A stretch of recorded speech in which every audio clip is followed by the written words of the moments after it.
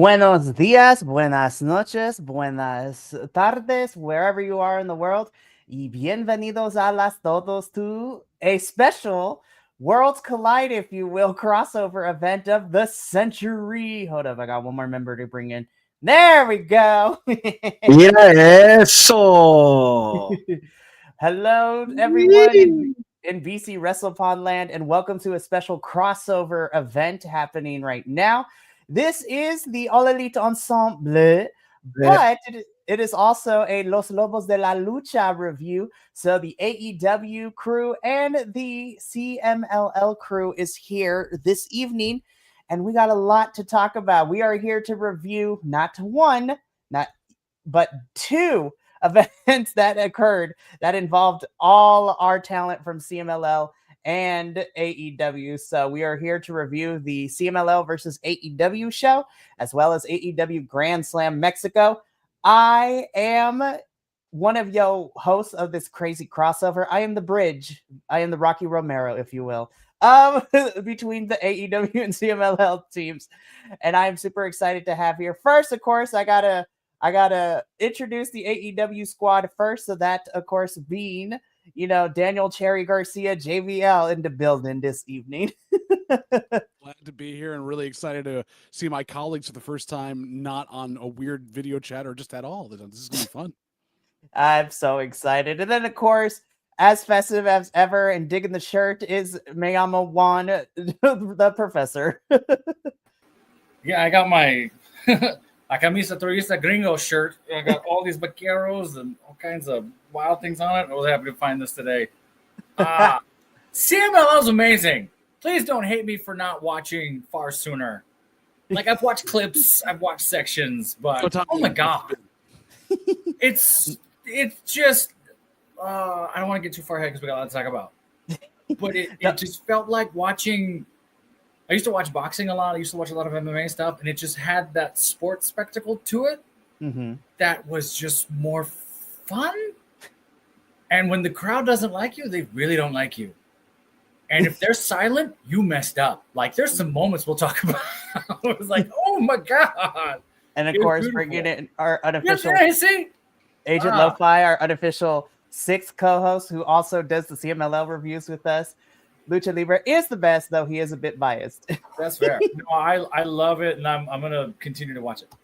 Oh, absolutely. Now that you got the logins and everything. But of course, I would be remiss to not introduce my other team that is here with us this evening, my CMLL crew, the Los Lobos de la Lucha.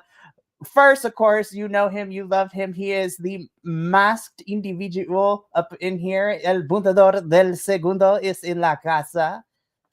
Mi gente, saludos, bienvenidos a este show. I'm ready, baby. I'm so excited. This is going to be fun. And of course, rounding out our panel this evening, you know him, you love him. He does a lot of things with me, and I'm super proud that he was able to make it for this one. And he gets bonus points for staying up till 4 a.m. watching all this. Is Papo Oso himself, Will. we're wearing the same shirt. We're twinsies. I know. I saw that. Hello, everybody. Twinsies. So I'm super excited for this evening. We're going to get straight into it in a little bit. But of course, if you are new to BC WrestlePod and this is your first experience with us, welcome. And we're sorry, but not really. Be like, we're sorry, but not really. We are a bunch of misfits here on the internet that love professional wrestling, and whether it was the algorithm, word of mouth, or you just happen to see who are these nerds talking about wrestling, welcome. We do a lot here on the YouTube and the Twitch. We do full-length live reviews of the TV shows weekly and the pay-per-views, as well as special events. But if you cannot subject yourself or you do not have the time to sit down and watch a full-length review, you can follow us on the social medias at BC WrestlePod, where you pretty much get the major talking points. I mean, if you checked our social medias today, our WWE clips from our review this past Sunday was all about how Gunther versus Goldberg was not the best choice, and how that one match for Saturday night's main event is what made me decide we're doing a watch along for All in Texas. What? But we also do report cards for all the shows too. It's been fun talking to people who agree and disagree with some of the thoughts behind these report cards, so it is great.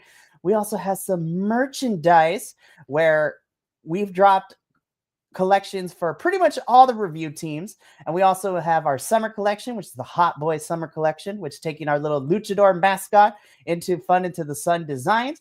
We also have two important collections. We have our Pride 2025 collections, where part of the proceeds of everything sold in that collection will be donated to Point of Pride, offering financial assistance for trans health and gender affirming care.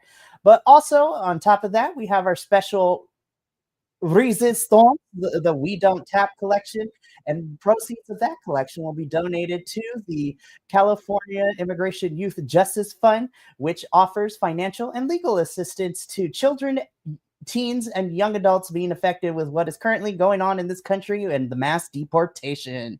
So we like to be advocates for our peoples here, and I feel like, especially since we covered Lucha Libre, and part of our crew here is, Los Latinos, allies of Los Latinos, and Professor is a mixed bag. We still got to do it on 21andMe to figure out exactly. Yes, protect trans kids, as Elvin puts. I'm gonna probably do it the next month or two because I need to know. I'll send you the ancestry.com link to the tree. It's deep. I'm so excited. But with all that out of the way, let's just jump straight into it because Wow. It's all nice. Those are so cool. The five of us are all squeezed together on one side. We love this. But we are here. We got two shows that we are going to cover, so we are going to just jump straight into everything. We are going to first start with the Tuesday, June 17th show, which was the CMLL versus AEW and ROH show. So normally in the world of CMLL, we kind of get Tuesday shows, but not all the time. But this was a big occasion because most of the Tuesday shows don't end up on the YouTube feed for us. But of course, this one did because, of all the companies involved in this one. So I'm excited. They do. You get the Guadalajara show and the Arena Mexico show on Tuesdays on the YouTube feed, but yeah, this was a special one. And I personally, out of the two nights, hot take, I feel that this was the more lucha feeling of the two nights, but that's hot take. I don't think that's a hot take. That's probably straight fact, right? Like that's just kind of what the deal was, right? Right. Yeah. Yep.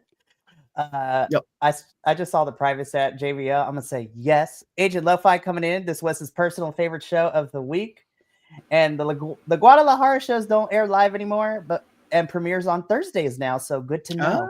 Good to know. I'll say this at the top so I don't have to reiterate it 100 different times. Just the feel of, I think and you guys might know better, so you want to jump in on this. It's not too much of a rabbit hole.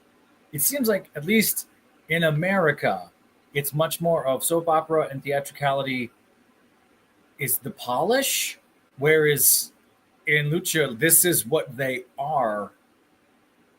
There's a different sense of truth there. right? Where it's sort of like we got to do the promos a certain way, and there's a certain sheen and polish on all those things, and you see that in the AEW one, which we'll talk about next, right? This felt like sport. Like this felt like this is all mano a mano or whatever else. Like this is here we go, let's go, and the audience has bought into it as tradition of no, this is. I don't want to say real because that's not what I mean because reality is blurred here. But there's just a different feel to that. Does that make sense? Am I crazy?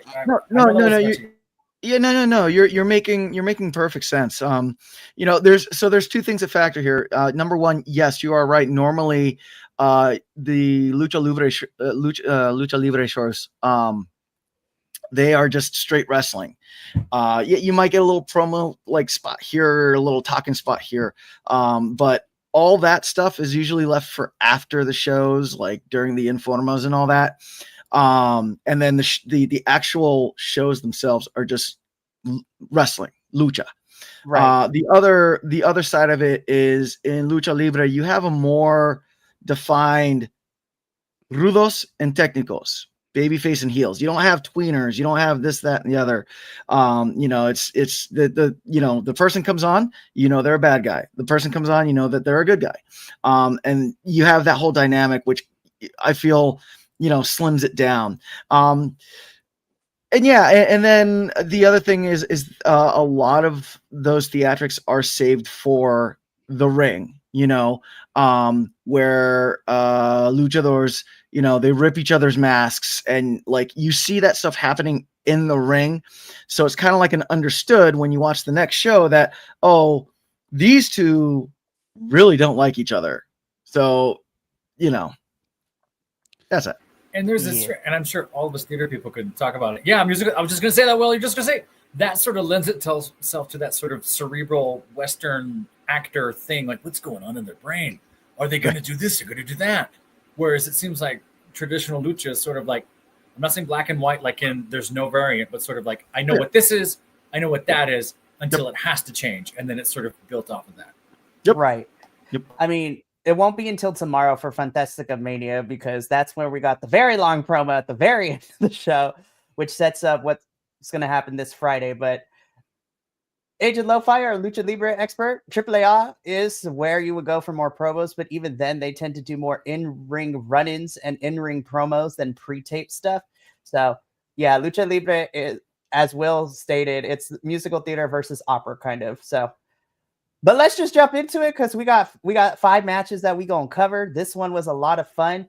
And yes, a 5 to 6 match card is typical for most CMLL shows, especially the Viernes Espectaculares, with the exception of Fantastica Mania, which had 9 this past Friday, which was a fun run. But let's just jump into it. So, also, shout out to CMLL's graphics departments because y'all got the cards unlocked. So let's begin with what kicked off our Versus show, where we opened things up with a CMLL versus ROH match. This is our Amazona representing CMLL in Persephone, taking on our Ring of Honor Women's World Television Champion, Red Velvet. Mira. I got to do it. I got to do it. I got to do it. Do it. Do the Reina de nuestros corazones. She was voted. Well, 2 of the people voted for her. My girl is Reina Isis, but we all 3 agree that Persephone is probably one of the staples of the Amazonas division and CMLL. Other than Zuxis, who we're going to talk about at Grand Slam Mexico, she's got a probably 4th one in there for me this time. After watching this match, it was ridiculous. I'm on the Persephone train all the way through. So this was a mano-a-mano match at the Amazonas. So this is a one-on-one match, a single una caída, 1 fall between these 2 women. I am not going to be speaking a lot this episode because I want to get everybody's thoughts. So I'm actually going to jump. I'm going to jump to El Buntador first here, and then we're going to go back and forth. El Buntador, what did you think about this match? I thought it was a really good beginner. I felt that these 2 were given time to cook. We saw a lot of what makes Persephone great. We saw a lot of her power. We saw a lot of Red Velvet's agility, and they worked really well together.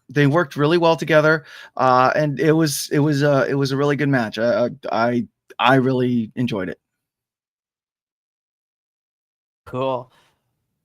Papa Oso, I'm going to come to you next. You are familiar with Persephone. Red Velvet is a little newer to you, but we have seen her pop into CMLL for a little bit from time to time. What did you think of our Amazona action opening up the show? Well, I will agree with El Butador because I thought it was a really good opener. Persephone is always going to show out. It's never going to be that was it. No, she is always on it, and that's what I love about her. And I have to be completely honest. I am a huge Persephone fan. She is my girl. And I watched her the whole time, and I really didn't pay much attention to Red Velvet. I'm sorry, Red Velvet, but Persephone just catches my eye, and I watch her every single time she's in the ring. No matter who she's in the ring with, my eye just won't leave her. And when I went back and watched it again, yeah, Red Velvet's great too, and I agree. I think they worked very well against each other. So, and I thought it was a good match. Like matching these two up. But like I said, Persephone, she comes in hot and doesn't let up. And that's what I love about her. And so I thought this was a really strong opening. I thought it was pretty strong. We love to hear from it. Now, on the flip side of things, I'm going to go to the AEW boys here. JVL, we both are very familiar with Red Velvet. Once upon a time, we covered Ring of Honor here on this channel, and she pops up ever so often in AEW. Of course, I still be watching ROH, so she's still there, and I'm going to briefly talk about Collision at the end because it seems she's aligned herself with Athena and Billy, which is very interesting to see. But what did you think about this opening match and your introduction to Persephone here? I forget that this is most of your first time for the CMLL talent. It really is.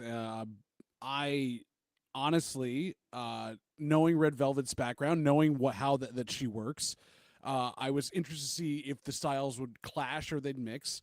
And I could, like Papa Oso, I couldn't take my eyes off Persephone. That's where I was drawn. I feel like Red Velvet was still stepping into a new place and maybe wasn't as comfortable going in. So this could have been a much better match in certain places, but this was a great introduction to both of them for a lot of folks. And really for me, seeing that style against it, I feel like I want to see this run back again. I want to see them where they've experienced each other now and where they can grow from this, because it was stylistically fun, but I feel like there's got to be some depth added next time that I want to see. 100%. And then finally, Professor, your first real introduction to both of these women. What did you think? Absolutely, it was. And they sort of kicked off a theme that I was going to feel for the rest of this night, which is different than the AEW night, which we'll talk about in a second.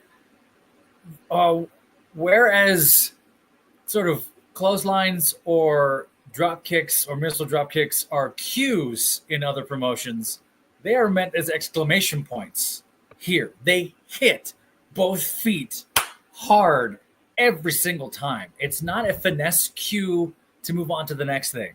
It's I'm making contact with you, flush, boom, and then we feel that impact and we move on to the next thing.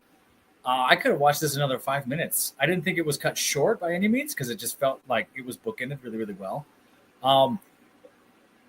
Maybe it's just because I have a type and we're going to say this a lot. I'm going to out myself the next 2 hours. I couldn't keep my eyes off Persephone either. It was just like, who are you? Remarkable, though. They both worked really well together. Red Velvet's dive to the outside was solid, flush. There's something to, I'm going to say this now, so I don't have to repeat it 100 different times. The catching of other wrestlers doing the move, I'm going to share the impact with you instead of catch you and go to the ground, which is an interesting stage combat thing, if that makes sense. And this happened again and again and again with dives and other things or big moves. It's sort of, you're going to hit me, we're both going. So we share the impact that way, as opposed to there's the flip. I'm going to catch you and then kind of make sure you don't fall on your head.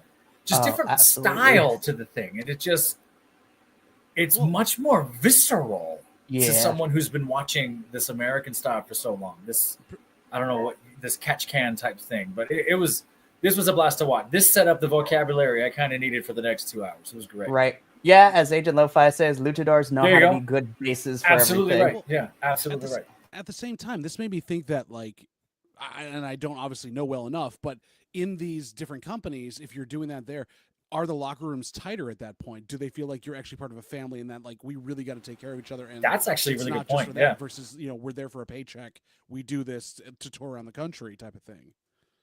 Very true. I would have to say, and Primo, Lo-Fi, please fact check me on this. But I would have to say that, yeah, JVL, you are kind of leaning to that.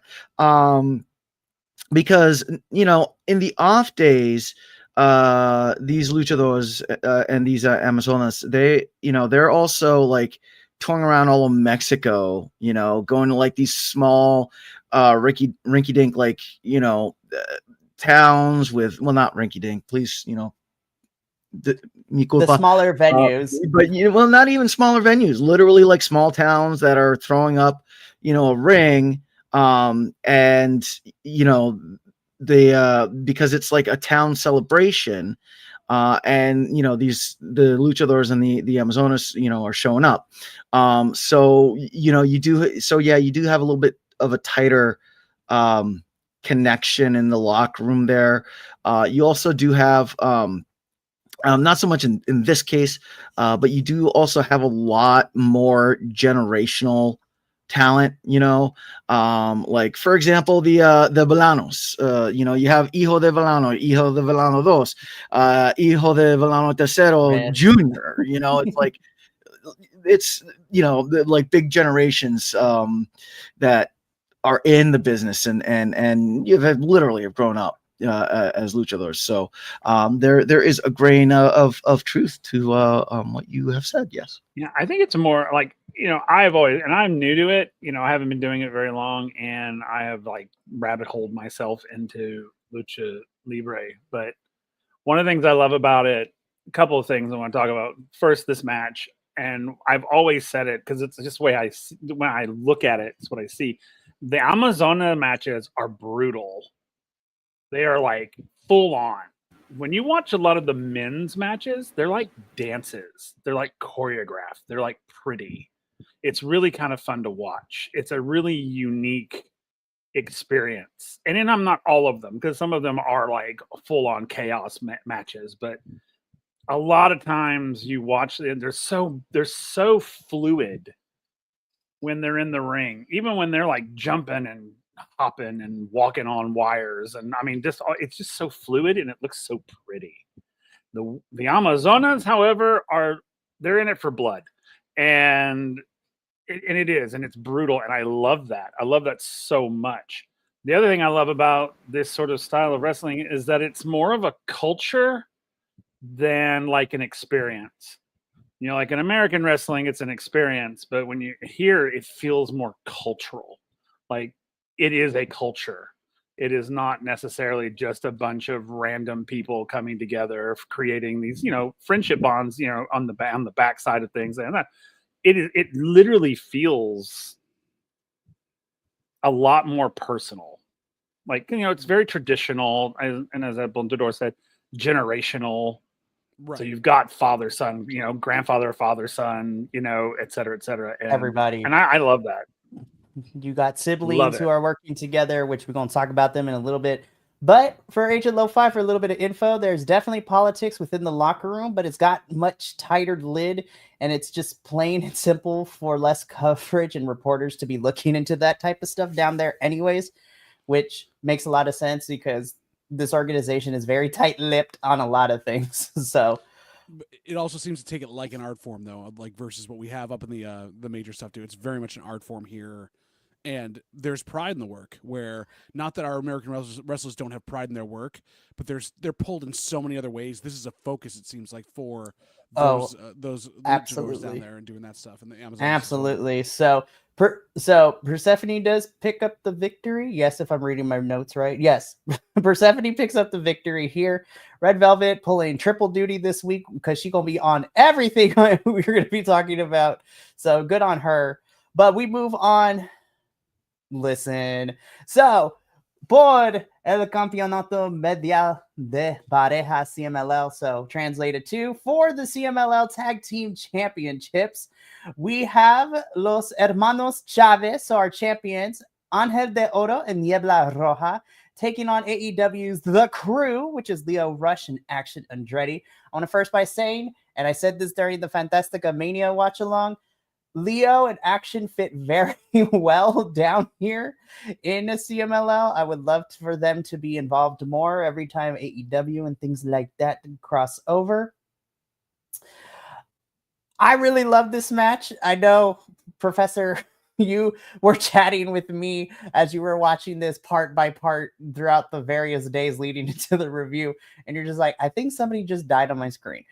I totally thought he blew out his tailbone to end this match, and maybe it was a work or whatever. When I was like, "Oh, he's gone!" But again, like I said, the theme of they're hitting for exclamation points. They're not hitting for finesse or cues or anything else. It's like, bam, ooh, that had to hurt, like that type of stuff. Like, it's remarkable.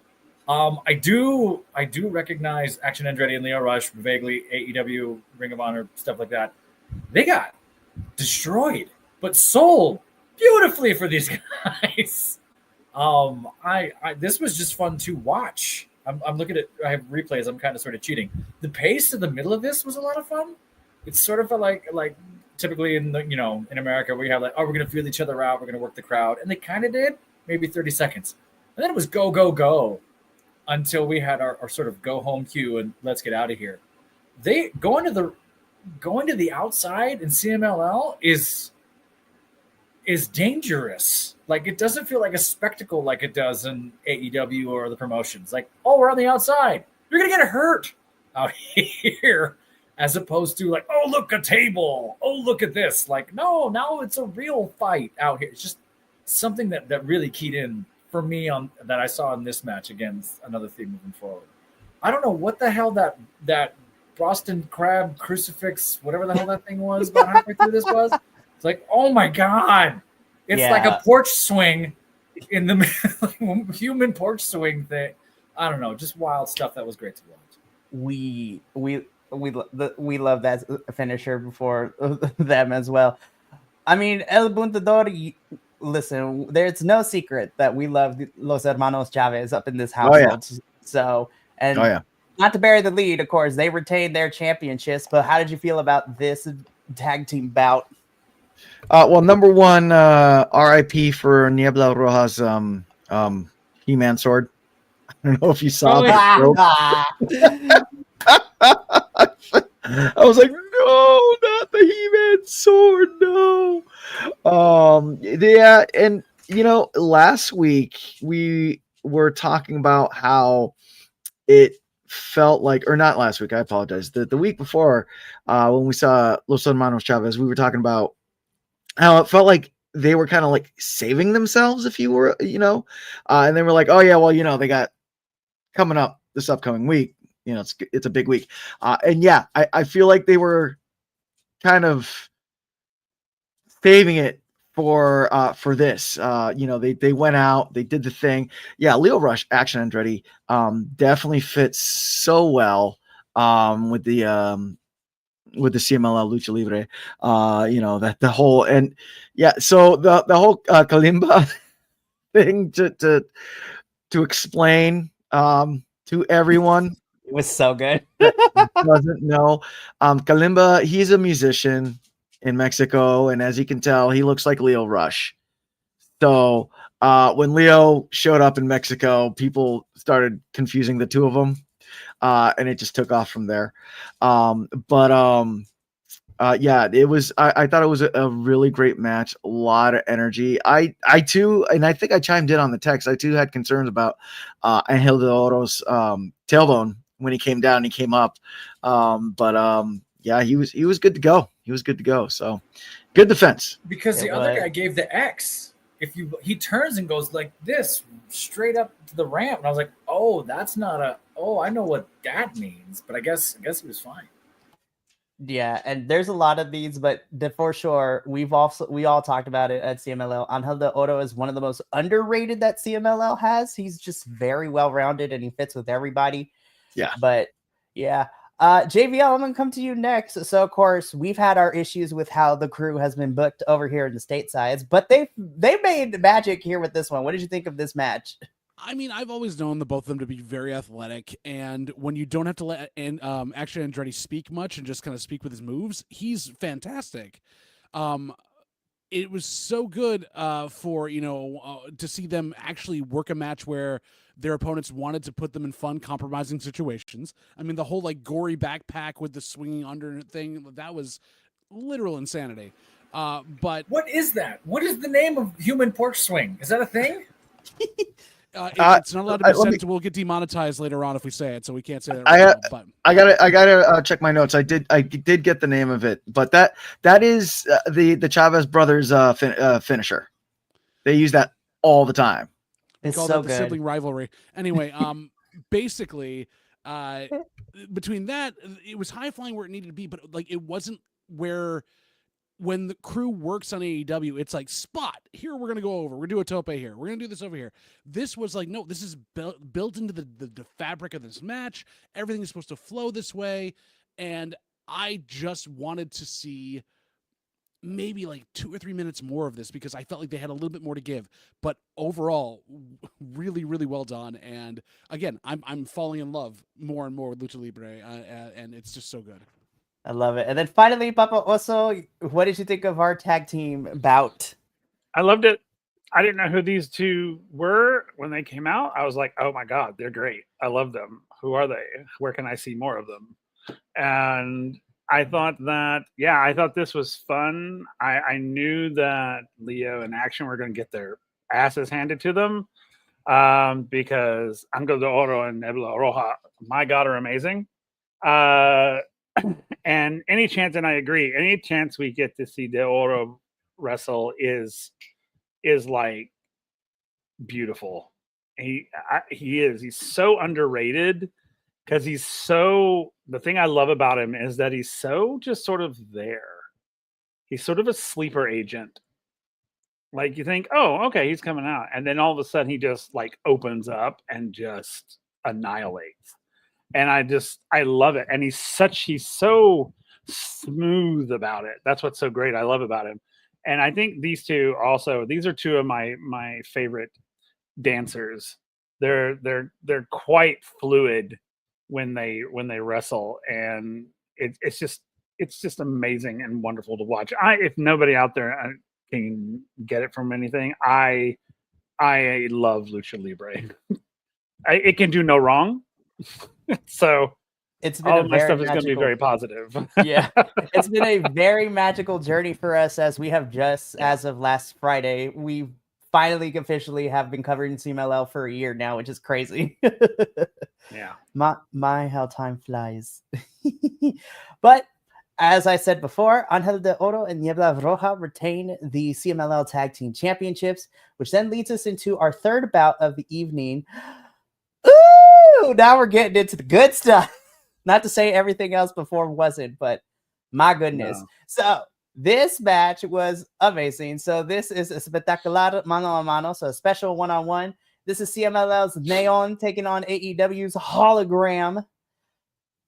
Oh, this rules. This match rules. I love this. Listen, Hologram remains undefeated in AEW. Neon is 1/3 of our CMLL Trios champions, part of Sky Team, which is him, Máscara Dorada, and Místico. This was just a fun lucha bout. There were bodies flying everywhere, and this was great. So I'm actually going to come to Papa Oso first. We love Neon. Hologram is up in this building too. What did you think of this match, Will? I loved it. It was the thing I loved about this match is that I think you're right. I think it kicked off this is when we turned the turbo on from this point on, because every match after this is just high octane. And this started it. This is all, if we're talking dinner, this is like palate cleanser. This is like getting, the previous sort of out of the way and preparing ourselves for the meal that's about to hit us, and what a meal it is. But this is great. Neon I love him, and I'm not familiar with Hologram, believe it or not. and I really liked him too. I was like, ooh, okay. So can we have more of this? I would like to have more of these two doing either this or on a doubles or tag team, or I want to see more of them kind of going at each other. Because I mean, I really liked this match a lot. I was like, wow, wow. I knew Neon was gonna wow me because he always does. But I was curious about how this hologram fellow was gonna fit in. And man, oh man, talk about pleasant surprise. It was great. So I loved it. Oh, I mean, yeah, absolutely. and I agree with Agent Lo-Fi. I thought Neon was a little shaky at first, but he kicked into gear. I loved it. Yeah. Well, a little fun fact from Agent Lo-Fi, crowd definitely knew Hologram as the former name Aramis. It was legit he was legit one of the best on the Lucha Libre Indies. So one thing that CMLL does very well is that they have so many people in the roster that they bring in, but also too, and we'll talk about it as we kind of get closer to Grand Slam Mexico, the bridge between CMLL Arena Mexico and New Japan Tokyo Dome, like the New Japan style of wrestling and CMLL style of wrestling fit very, very well. But yeah, this was just pure lucha adrenaline. JVL, I'm coming to you on the flip side. We are very familiar with Hologram as he is utilized a lot in AEW now that he has been back from injury, which has been very nice because we have missed him. What did you think of your experience with this match? Hologram hadn't missed a step. I was actually surprised the warmer reaction he got, especially knowing that Aramis was a AAA wrestler before, and then he was on the indies for a bit. So I was happy to see him get such a nice reception when he was there. Neon also, once he got going, it did take a second to kind of get clicking into gear, and Hologram is there with him.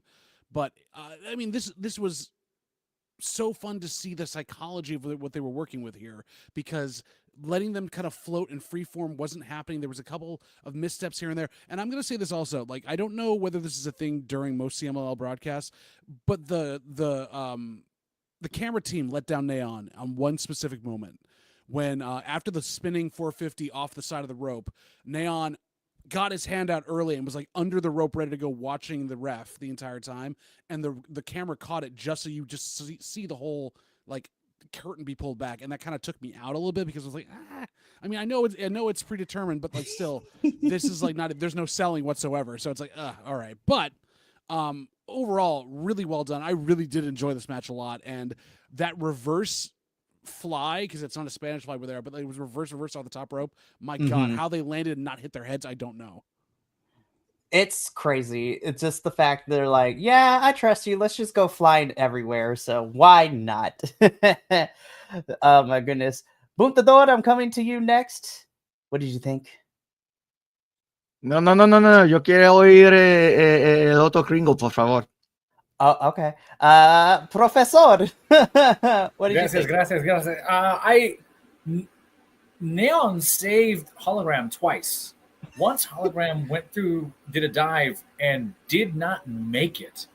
And those ropes were out to get people this show. Ooh, he grabbed his arm and yanked him right at the last second, kept him from tanking, and then took the whole bump and went back in. And then I can't remember where it was. There was another moment where I was like, that's his neck. And then right at the last moment, it went flip, and then pulled Hologram right under the thing. So they're moving.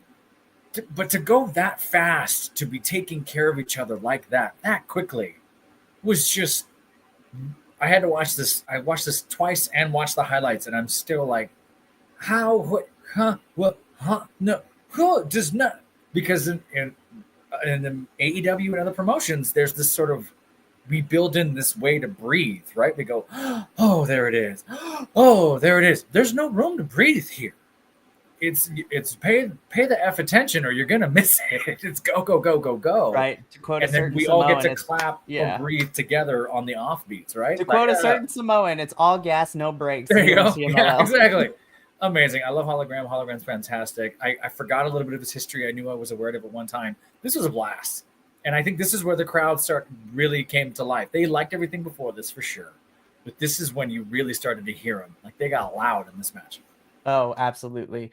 I would love to be in Arena Mexico one of these days, jam-packed, hearing that crowd. It is crazy through the speakers, which we'll talk about The whole entire week we reviewed these shows. So now I'm going to come back to El Punto de Segundo. What did you think? So I know the work of Hologram. I know the work of Neon. And this match is what feeds the whining of the internet wrestling community in the flippy dippiness. And I just drank all those tears because this was just awesome. This was just awesome. It was just high speed, both taking care of each other. I mean, everyone said everything that I'm going to say, you know, and like this is the type of match that your stereotypical IWC individual is going to cry about, saying, "Oh, it's just flippy dippy. They're just doing it." Keep going. El Punto says this every single week at CMLL, and it's fantastic. Continue. It's a spot fest. No one wants to watch a spot fest. Yeah, right. Let's actually get some story in our wrestling. Like it said so much, I don't even think I know what it means anymore. You're right. So, yeah, right, exactly. I haven't really watched it. And, you know, I mean, this was Lucha. This was Lucha. The one thing I do want to touch on it, when you get past that razzle dazzle, the match did tell a story, you know, and it was a good story. It was fast, and I know it's hard to pull it out from, you know, oh my God, he's jumping from one side of from one corner to another and then doing a 450. Oh, they're doing a tope. Oh, they're doing another, you know, like jumping off each other. What is even happening right now? But you know, this was great. This was really good. Really, it was awesome. This definitely was a lot of fun. Hologram does pick up the victory here for AEW, so this brings the scoreboard 2-1 because this is technically the versus show. So CMLL 2, AEW 1, which brings us into our next match. Ooh, this was so good too. A little bit of a slower paced one for me, but I'm not surprised given who we got. So this was a mano a mano match as well. Poder a poder. So this is Atlantis Jr. representing CMLL, taking on the walking weapon and beautiful piece of Canadian artwork himself, Josh Alexander. Look, no secret, me and Will have been very spoiled with Josh. He is not new to us because we've been watching him from TNA since we started the BC Wrestle Pod. So we are very familiar with his game. AEW crew, you've been introduced to Josh for a little bit now as he's part of the Don Fallis family. Yes, I said that correctly. Do not correct me in the chat. Bald, anywho. And CMLL boys, we are very familiar with Atlantis Jr.'s game, and he's been popping up both in AEW and Ring of Honor. So you can't tell me no, El Puntador. I'm going to have you go first. What did you think of Atlantis Jr. versus Josh Alexander? I mean, was it a slower match? Yes. Did that mean that it was a bad match? No, not at all. Yeah, I thoroughly appreciate Josh Alexander stepping up to really try to play that Rulo part, which overall I feel like a lot of the talent that came in from AEW, they had there was the Kyle. I'm gonna name it the Kyle Fletcher effect. All right, because previously, running it back, Kyle Fletcher last year, he was in AEW and he was good and all that, but then like he did a stint in CMLL and he was able to just really be like, like a real heel and like, really like mustache twirly and like really like hamming it up, which I feel you don't see a lot in American wrestling, because I guess, the supposedly the fans don't like it. I don't know, but as you see, it's more prominent in lucha, you know. So I truly do appreciate Josh Alexander really, really leaning into that and almost looking like he was having a lot of fun with that. But this was an entertaining match. I felt it fit the pacing well, where we had it was like ramping up, and then we had like this match to kind of like even us out and get us ready for the next matches coming up.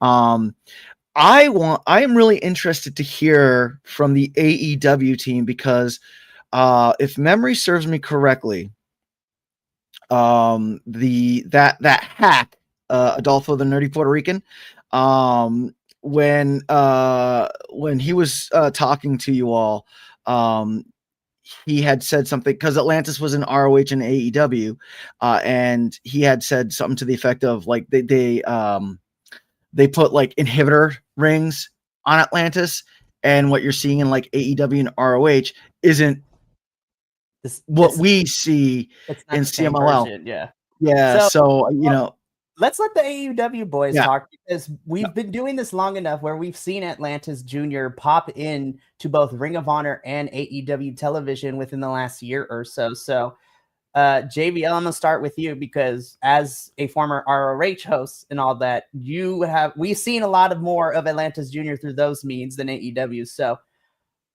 we have. Yeah, go for it. I want to ask El Luchador, do you mean by saying inhibitor rings like Chris Jericho, because that was the main one put on Atlantis for most of his run in AEW? Yes. Okay, yeah. So yeah, if you're going to put him up against Chris Jericho at his age and everything else, we know that not very much is going to happen anyways, and you have to take care of a lot of things.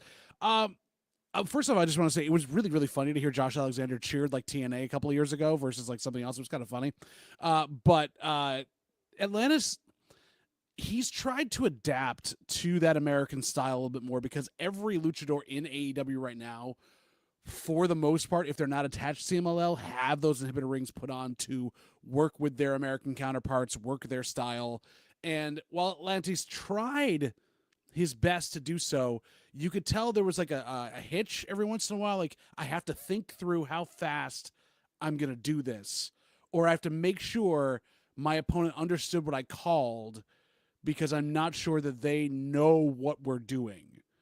And I don't know whether the weird thing with AEW is you have so many folks that were brought in from the indies and everything else who worked Spotfest, Flippy Dippy, whatever it needs to be in like other companies. You would think they'd work well in that respect, but a lot of them are taking this of like, I'm just gonna make you bend to me.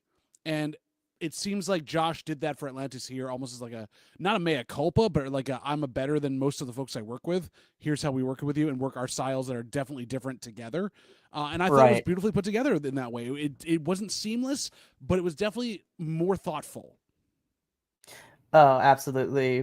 Professor, your thoughts too, because we've also seen Atlantis be popping in here for AEW and stuff. Yeah, I absolutely agree with that hack, Nerdy Puerto Rican. I think he was right. I think that tends to be what happens is when a lot of luchas come over to AEW or the promotions, it's sort of, we got to slow down. You don't work this fast. You work a certain way, whatever. What's really interesting to me about this is sort of, I don't say, well, yeah, case study in lucha and contrasting styles. I know Josh Alexander from GCW, where he was just a bruiser. Like, he's here to hurt you. Yeah, Bloodsport is a whole different ball game. Which is similar, I think, to the TNA Josh Alexander, from what I'm aware of. But AEW Josh Alexander so far, I'm saying this politely, is kind of stupid and being told what to do. And there's a little bit of that cross-eyed, I'ma get him kind of character. And they're trying to push it that way. He shook all that off to do this. And it was really a matter of, hey, work fast. We're going to do things are going to happen to you that don't happen in AEW. Atlantis Jr. picked him up with his back and flipped the whole thing. Yep. Like, it's that Canadian catch style wrestling that Josh has been training. This is straight up catch style of Canadian wrestling, heart dungeon, submissions, grapples, all that stuff. I mean, for God's sake, he wears the wrestling gear. But Atlantis complimented it so well because, I think American wrestling, and I think Will and Bundador can back me up in this. American wrestling kind of gets tacked up in this is the brand, this is what I'm presenting, this is what I have to sell. Mm-hmm. I'm sure Lucha has that to a degree, but up here in the States, they're getting coached on like, you got to look like this, you got to act like this. And now you're talking the Fletcher thing. Go down to Mexico, be who you are. Same with New Japan, right? Go do a thing and be all of yourself and find it. And I think that's what we saw here. Granted, it was a different change in gear compared to what we had seen just previously, right? Mm-hmm. But like, it's like, oh, Josh Alexander can jump. I don't think I've seen him jump since he got to AEW. I was like, oh, look, big jump, man's that's off the crazy. ground. Big man dude can jump when need be. This is great. Those tree trunks can move. They definitely can. I mean, Will, you and I saw that with Josh when he was battling Moose a lot, when he had to jump over Moose's spears a lot. And actually, so Will, you are very familiar, and of everybody here, you are kind of well versed in both of these, given the fact that we've seen Josh in other places too. What did you think about this match between Atlantis Jr. and Josh? I thought this was interesting. I thought, because I love Josh Alexandra and I love Atlantis Jr. And I have to, let me say one thing first. This artwork of Josh is not flattering, by the way. Like, at all. You don't like the 5 head he's got going on? Like, just because. I know. What's the eyes? Look at the eyes. I feel like I will say, Will, eyes. It could have been a lot worse, lest we forget our NXT graphics. Oh, well, that's fair. That is very fair. But it looked literally like he's about to like shoot me with heat vision. I don't know. But the thing I liked about this, and also kind of didn't like about this, I guess, I don't know. I love the match overall.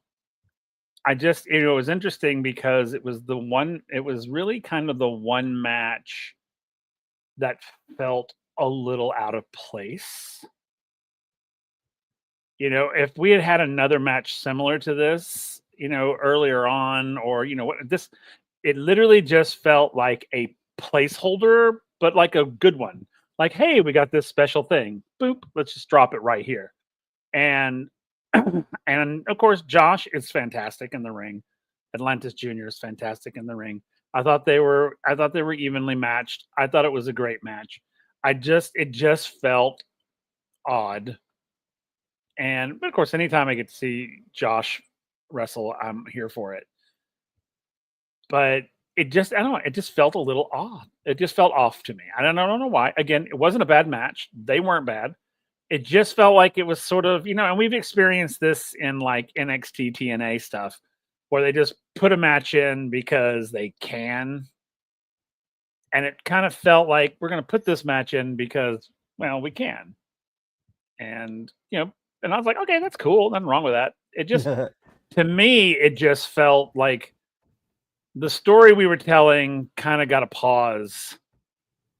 And we stopped for a moment, like had some cookies and milk. And then after this, we picked up the story again. And so it just felt a little weird. I don't know. It just felt, odd. Yeah, I agree with Agent Lo-Fi on that too. Yeah, there was a weird energy to this match in the arena as well as in the actual ring. There was a weird vibe happening, and I don't know if that was necessarily anyone's fault or not. I don't think it was.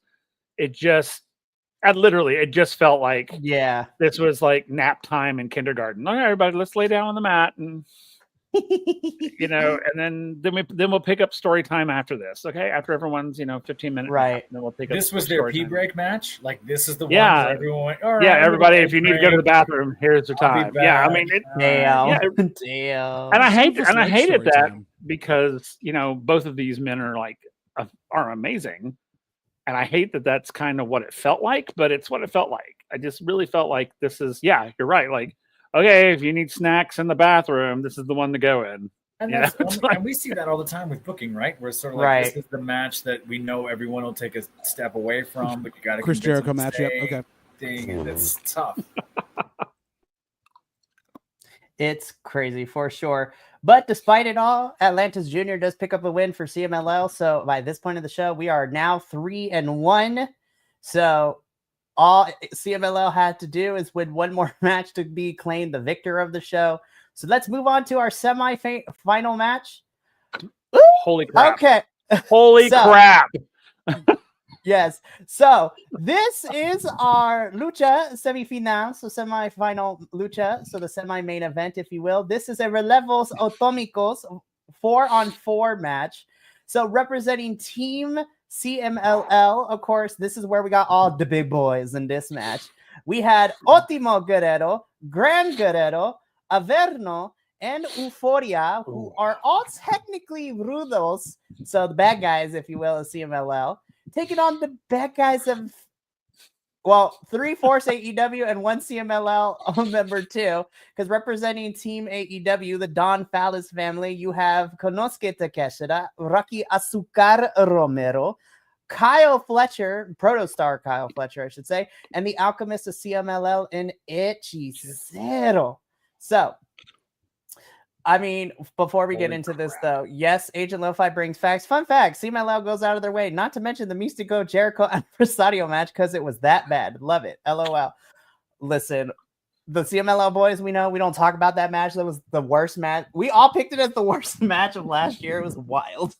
It was so bad. But yeah, this was the battle of the big boys, the battle of the, listen, you got Lucha Libre, strong, New Japan strong style. You got American wrestling, kind of. Like, this match was so chaotic, and I loved it. It was fantastic. This was a lot of fun for me. I'm going to go to Papa Oso first. Listen, this is 8 people in this ring. We are used to the chaos of these relevo atómico matches that we get from time to time. What did you think of this match? Why have we not had this sooner? Holy God. Can I tell you how much yelling and screaming I did very softly? I did it like 3:30 this morning. I mean, holy goodness. This was like an explosion.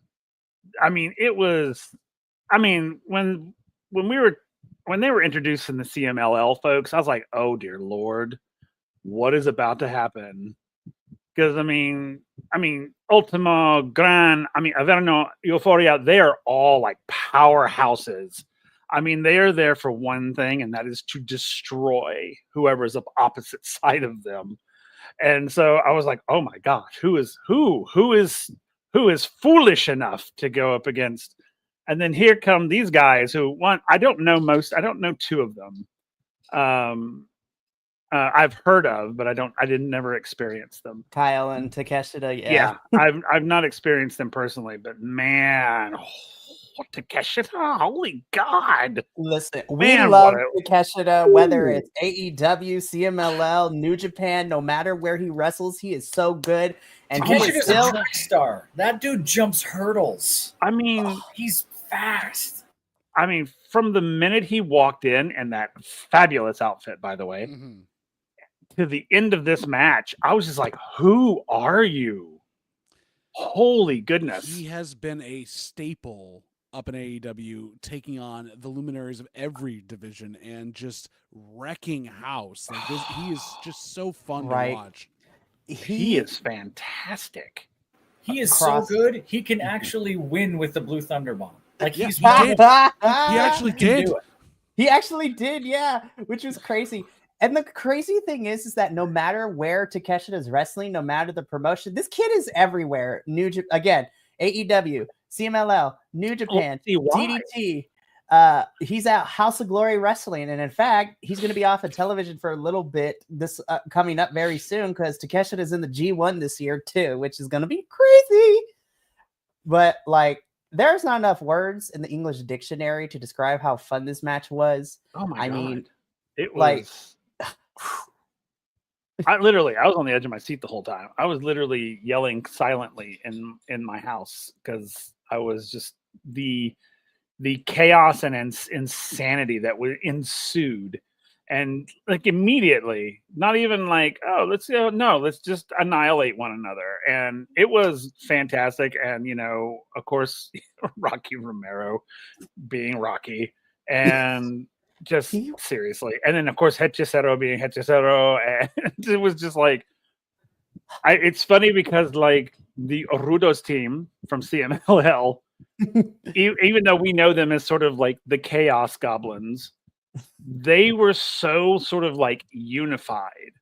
The other team was very individualized. You know, it was like they were all fighting individually as opposed to the CMLL folks who I felt were fighting as a group. And I don't have enough words for this match. It was so good. Oh my god! It took me everything I had not to like text you at like 3:30 this morning to go. Holy shit! Oh my god! Did you see? I was like, I probably would have gotten back to you as soon as I got up, but I was just, yeah. Oh my god! It was so good. It was so freaking good. Right. I'm gonna throw it to my AEW boys too to give them a chance to talk before we wrap it up with El Puntador. AEW boys, what did you think? Like, good thoughts. Moving on. Just kidding. I loved it. I thought this was a blast. I want those motorcycle cuts that Infernales had. My God. Yes. This they chose to, I'm not saying slower, like slower comparatively to America, right? Like it was just slow enough to where they could all catch up at all times. No one got too ahead of it. They weren't acting faster than they can move, right? They were boom, boom, boom, boom. Super clean, snug, as other hosts have said in the past. Like they hit so hard every single time. Takeshita and Fletcher looked like they were in their element, kind of what we're going back to, what that hack, the nerdy Puerto Rican would say, right? Sort of Fletcher showed up and went, oh, I remember this. And he was more Kyle Fletcher than he has been over He flipped the switch back into Arena Mexico mode. It seems like he saves that for when it's him versus Will and maybe a few others, right? But this was there. The way he, I hate you. We're going to fight. Working the crowd. Just the breath and what they had underneath them, totally different. It's just remarkable. It's great. This is the Dick Kyle Fletcher I've been missing for a couple weeks now. Seriously, I love him in his pink trunks being a ginormous phallus. It's just so good. And I think there's a pull, and maybe everyone else can speak to this, not to go down a rabbit hole. I know I got other stuff to go to. It seems like let me say this. Certain folks have a hard time being completely heel because they wonder if at any moment they're going to have to flip face. So they can't always commit full pot. And the ones who can go far. I feel like Kyle gets stuck up at AEW. We see him and he goes, yeah, but you still kind of like me, right? And that there's almost that hesitation. We talked about it a couple of weeks ago because when he was feuding with Adam Cole, it's like it kind of seemed like they were starting to flip him back, and we were like, that's a big mistake. But yeah, this version of Kyle Fletcher, I need it all the time. It's so good. And then to go off Agent Lo-Fi as well, I agree. Arena Mexico gives a +10 on aura overall, but Takeshita doesn't need that. He makes the arena that way too, because just how he can orchestrate so much with doing so little and then just blow you out of the water. Talk about chaos gremlins all over. This was just chaos in general, and there's a reason why this match would work in any promotion except in America, basically because they are all so built that way of we are going to showcase how much of an athlete and a tactical thinker you are and how cool this is. So I was blown away by it. Right. And El Buntador, before I give you the floor to kind of wrap this up before we go into our main event, I will say, though, if you count up the years of experience that our CMLL team has of wrestling, you are looking at least 2 centuries worth of wrestling experience, because all these men on the CMLL side are 45 and older, which is nuts. Anyways, El Buntador de Segundo, let's wrap this up. What did you think of this match? This is my match of the night. So there we go. Boom. So number one, the team of Ultimo Guerrero, Gran Guerrero, Euphoria, and Averno. These guys are rudos. These are like the biggest rudos to rudo the rudo game, right?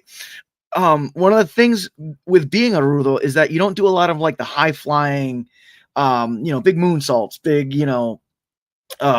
crazy moves off the top ropes.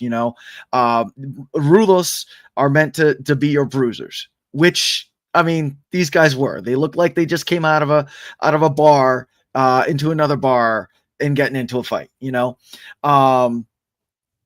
CMLL Rocky Romero is the best Rocky Romero. Hechicero is a traitorous bastard. I gotta disagree with you on that. New Japan Rocky Romero is better than CMLL Rocky Romero. That's very true. I disagree. Hey, no, I have to go with JVL on this one because seeing Rocky Romero live at Resurgence, he is that same way that he is in CMLL, which was fun to watch at Resurgence. But do I need to? Do I still have it? No. Hang on. No. Hang on. No. Oh hang no. On. Don't oh you no. do it. What are you doing? All right. This is CMLL Rocky Romero.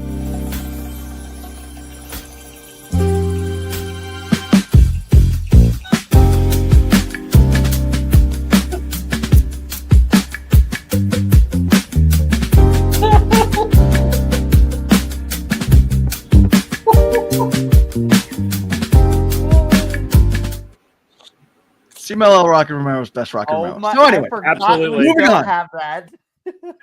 Moving on. So this Hechicero, traitorous bastard, turning his back on Mexico. How dare he throw it in with the Don Fallis family? But do it.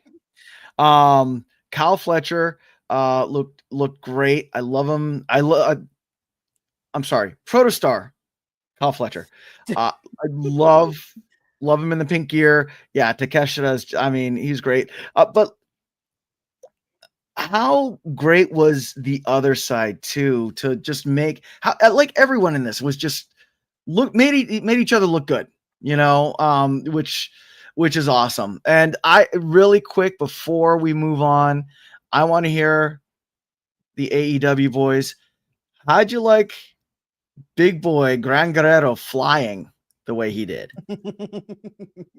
Getting vaulted. That's a normal occurrence, by the way. Really? That happens? Yes. Seriously, yeah. Gran Guerrero and Ultimo all do go flying from time to time, but Gran Guerrero especially. Yeah, they do that ramp vault thing all the time. I've seen a house fly. Say what? I've seen a house fly. I've seen a house fly. I've never seen an elephant fly. Yeah. Man, I feel like there were moments where I would say, "Oh, they're not going to do that," and then something like that happens. Is what I was responding to. And it's not that he was like, "I don't even surprised. I'm glad I was wrong." Like, you know what I mean? Like that's still, all the time. They can go up and get it. Yeah, and it's just a testament to different types of athletes. You don't have to look a certain. You don't have to look like a certain type of athlete to do this sort of stuff. Some of these folks look like unemployed uncles, and then they do stuff like that. Right? Like you said, they got dad bods and that's what I love about it. And can hardly walk. And then all of a sudden they do 540s and others like, whoa, wait, who are you? And that's why you can't walk. But either way. Seriously, and that's why crutches. So still incredible. This ruled. Like this was so much fun. All right, but we got one more before we get into Grand Slam Mexico, because we got a whole other show to still review, but yes, this was my match of the night. Lord have mercy. This was just pure stick it into my veins adrenaline. This was, funny enough, this was por el Campeonato Mundial ROH. So this was for the ROH Championship. Again, 1/3 of the CMLL Trios champion, Máscara Dorada, representing Sky Team, taking on the champion or campeón in El Bandido. Yes, here we get the El Bandido here for CMLL.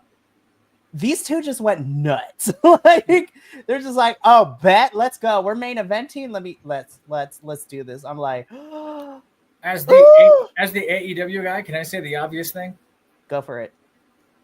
This is apparently the real Bandito. Right. Yes. I was thinking the same thing when I watched this. I was like, right, the Bandito we see in AEW. I agree. This is in the match of the year pile for me. Is kind of fighting like a Rudo. Kind of does some high flying things, kind of does some stuff outside the ring, sure, like does dives or whatever. Yeah. But no one, I won't say no one. To work at this pace, there's very few folks AEW has that can do it, and they're probably luchas who are doing it, and we haven't quite seen that with Bandito. This was ridiculous. There's some stuff they did in here that I was like, That's like video game shit. Like, what are we doing? I haven't seen this Bandito since Best of the Super Juniors about 3 or 4 years ago. Okay. Like, this Bandito has not been let loose in AEW at all. Okay. And to see him work this way, and to see him not only get his stuff in that's very, very crafted, but also to like turn on a dime and let Mascara Dorado just go nuts. Like just do more. Yeah, thank you for saying that, Lo-Fi, because like I am not smart in these ways like I should be. Seeing Bandito up in AEW, kind of great. They haven't really known where to put him. They gave him a Jericho angle, which is dumb. It was bad. He's a luchador. Every luchador fights Jericho at some point. We don't know why.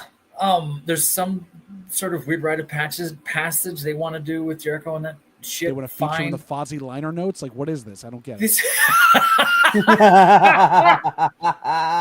I can't top that. Oh my god, that somebody needs to clip that because that was brilliant. Kilt, if you're still in the chat, clip that right now. Oh my goodness. But I mean, I didn't mean to break the flow. I'm sorry. No, it just killed all of us. I gotta pull this highlight thing back. Golden Mask is grabbing the ropes. Bandito goes up. I'm sorry. I'm just saying things out loud. I'm sorry. I messed it up.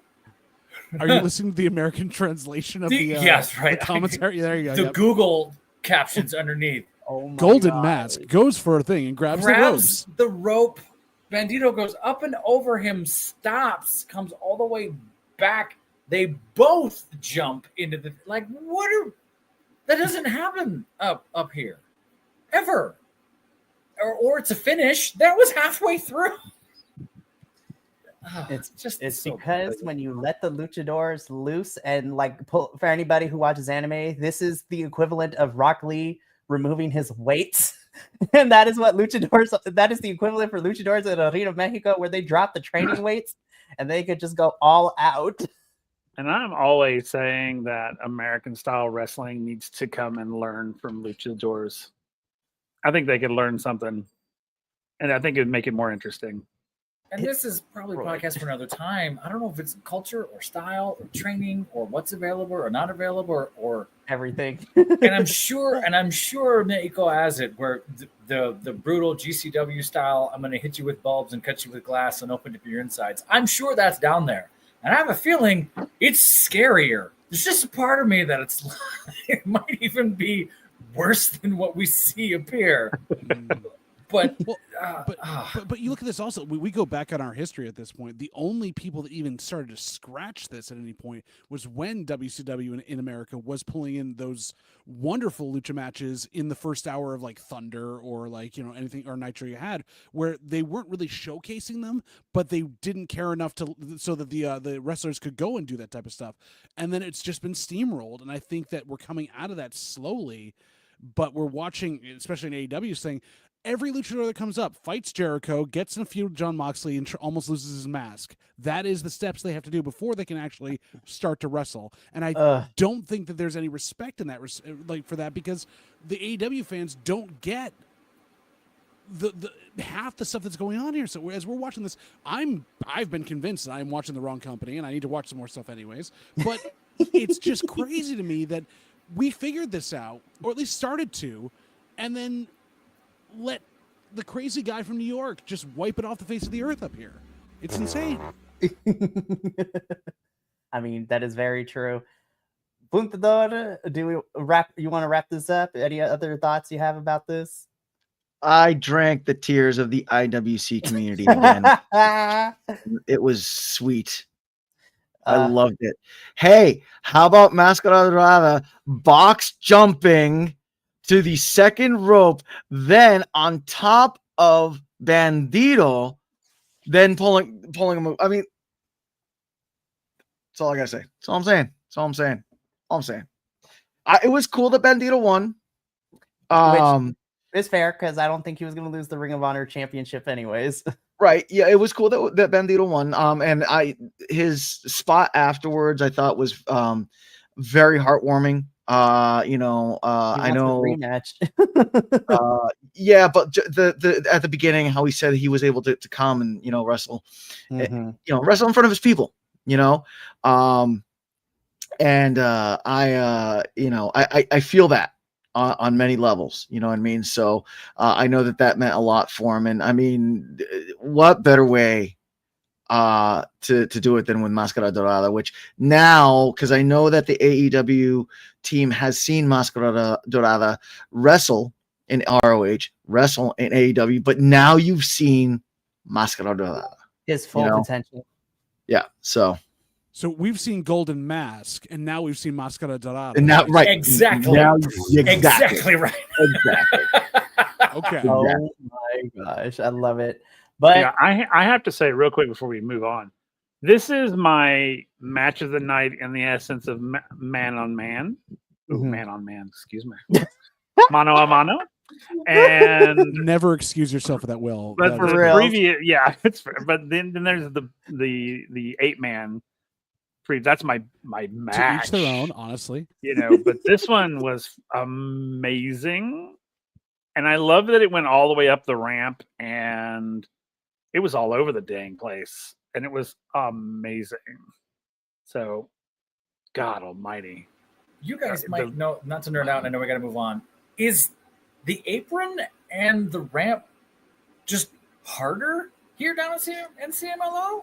It's the hardest part of the ring, John. I mean, yeah, my but shirt. Yeah. In the States, it's like, oh, it's made of wood, and we hear the ga ga ga from the microphone underneath. These collisions sound of death. Like, they don't sound the same. I can't speak for the ramp, but I believe that the ring is tightened and it's tightened a different way. I mean, just for the simple fact that the ropes need to be super tight. So, when they go off the rings and whatnot, the ropes don't sag. Right. Yeah. Lo-Fi just said that in the chat. They're legit boxing rings, which those are. And most in Mexico are. Yeah. There you go. I want to bring this fact up back again, but yeah, like Dorada's only 23 and 24, you guys. Jeez. Oh. No, I'd always heard that the ring aprons in Mexico were like tangentially the same thickness and hardness that the 6-sided ring got in TNA, where it was like just there's no room for error. It's really really tough, and that's why they tend to roll more. I just thought they were moving faster. This was a fun main event, and this was a fun way to cap off the AEW versus CMLL show. By the end of the night, CMLL is declared the winner with a record of 4-2. So the last two matches were the only AEW wins. CMLL's otherwise got the wins. So they walked out as the major victors of this evening. Overall, this show was a lot of fun. I feel like this is a good sample tasting of what you can get, but let me tell you, Viernes Espectacular is where it's at if you want to see true lucha libre, like going hardcore. It's nuts. But we got one more show we got to talk about, so let's get into it. Now we're shifting gears to more of our, even though we're still in a, go ahead. Before we get into it, if I may, a nuestros pequeños aficionados, la lucha libre no es un juego, es divertida y emocionante, pero no la intentes practicar en casa o en la escuela. Puedes lastimarte o lastimar a los demás. Recuerda que tu seguro es lo más importante. Oh my gosh. Move on. Now I want to do this in schools. So, shifting gears a little bit, now we come to the more AEW focused show of the week, because this is AEW Grand Slam Mexico. So this is going to be very fun to talk about. So let's just jump straight into it. So again, we are in Arena Mexico still, but we kick things off with this man. He is invited to the Quince from now here on out. El Buntador doesn't think so. El Buntador disagrees. Not invited to the Quince. Wow, how dare you? No. I'm trying to shake off emotions. I cried a little bit. I'm not even going front. No, yeah, well, that's the thing. When Hangman Adam Page actually came, and oftentimes, more often than not, when American wrestlers come down, they do the bare minimum. They might learn like Hola Mexico, right? But then they'll still do like all their spots in English and whatnot. Here, Hangman is not only doing the entire thing in Spanish, the entire opening promo in Spanish, but addressing what's going on the big issues that are going on right now, and right, and you know, just giving a human angle on it, and it felt raw, it felt true. It hit me. I started crying. Oh, I was a mess. Yeah, it was awesome. It was awesome, and I appreciated it so much. Mm-hmm. You know, I appreciated that the AEW staff was just like, yeah, just do it. You know, they weren't like other companies and be like, no, you know, and, you know, and they let them do it, you know. And I super appreciate Hangman Adam Page, because I know getting in front of 60,000 people and speaking a language that you're like iffy at best. And I mean, he sounded good, but like in front of 60,000 people, like, you know, I just, yeah. If I may, I did translate this, so I do want to translate this for all of my non-Spanish speakers. You did a better job than Excalibur trying to interrupt every 5 seconds and then Excalibur, I love you, but like, no. Anyways, so he was trying, but he just had to let it ride. It's like, no, stop. I have C+ B- Spanish. I got through, I feel like 85% of. I have kitchen Spanish, and I picked up context, and I got this. There you go. Yeah. Sweet. We love it. So here's the translated promo in English. So I translated it for pauses every 5 seconds. Right. So, well, I mean, anyways, moving on. So in English, this is what I translated for Hangman Page. Hello, my name is Hangman, and I want to apologize for my Spanish because it's not the best, but it's a little better than most gringos, so I will try, which was great. When I was young, my family had a tobacco farm, and every summer, about 6 men would come from Ruiz, Nayarit to work, and then he proceeds to say their names, like the Tres Miguels and all that stuff. So the names of the people that worked with his family, and he still remembers them to this day, which gives me bonus points for you, Hangman. Every year I worked with them, and they taught me about Mexico. They were hard workers, honest, and cared for their families. They taught me that we are all better when we work together. This is why I want to say thank you. Thank you for having us in your house tonight. Thanks for this collaboration between AEW and CMLL, because when we work together, we can change the world. And then he gets into the actual promo part. Now I will talk about our champion, Jon Moxley. I'm sorry to say that I don't have a match tonight, and I'm not allowed to be in the arena during his match, but nobody said anything about after the match. So after all that, I will beat his ass. Until then, thank you everyone here in Arena Mexico, and I'll see you soon. Again, Hangman, you get all the points from me. You are invited to the Quince. You might know, obviously would know. What is the thing that he said that Excalibur was like, oh, I don't think we can translate that. What's the thing that he said? It probably was the equivalent to the cursing out in Spanish, because he wanted to beat his ass. Now, of course, he said more of the Spanish slang, which we also cannot say on here because we're going to get demonetized and in trouble. But he used the Spanish curse word slangs too. Got it. I mean, we would also hear this crowd. I believe it was also during the Grand Slam that we got the culero chants, which was really great. Oh, yeah. Oh, absolutely, Agent Lo-Fi. Now, contrast that with other companies opening promos for a lucha show, and I'm just like, fail. You mean them coming out there and saying, we own you now, so just do what we want? I mean, you're not wrong. But again, Hangman wins bonus points from me. I was like, ooh, hello, Hangman. No, but in all seriousness, Hangman, you are invited to the Quince. Yeah. Ooh, yes. If you look at the private chat, boys, El Bunto says what he said. So, yeah. Ooh, Damn. It was crazy. Damn. It was crazy. Damn. It was great. But Hangman, you win all the points. So let's move on because we got a lot of matches to talk about. And we opened up with this chaotic AF match. So, okay, let me put this in context, right? AEW boys, when we last talked about this match, this was just a 10-man tag team match. And then it evolved into a mother tucking 14-man tag. So let me just introduce all our players substitutions here. And moving around and everything else too. Like there was just people not involved, which was crazy. So I mean, for the most part, our face teams remained intact with the addition of some members. So on the face team, we have representing the AEW side of things, we have our TNT champion, Adam Cole, baby, Daniel Garcia, and we're going to talk about you in a little bit, Brody King, because you get all the brownie points from me.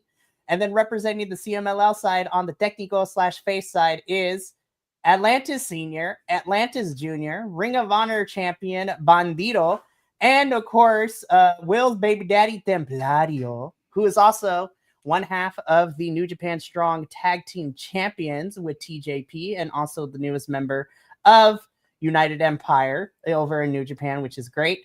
And then on the heel side, we had a substitution because Cash of FTR could not be here.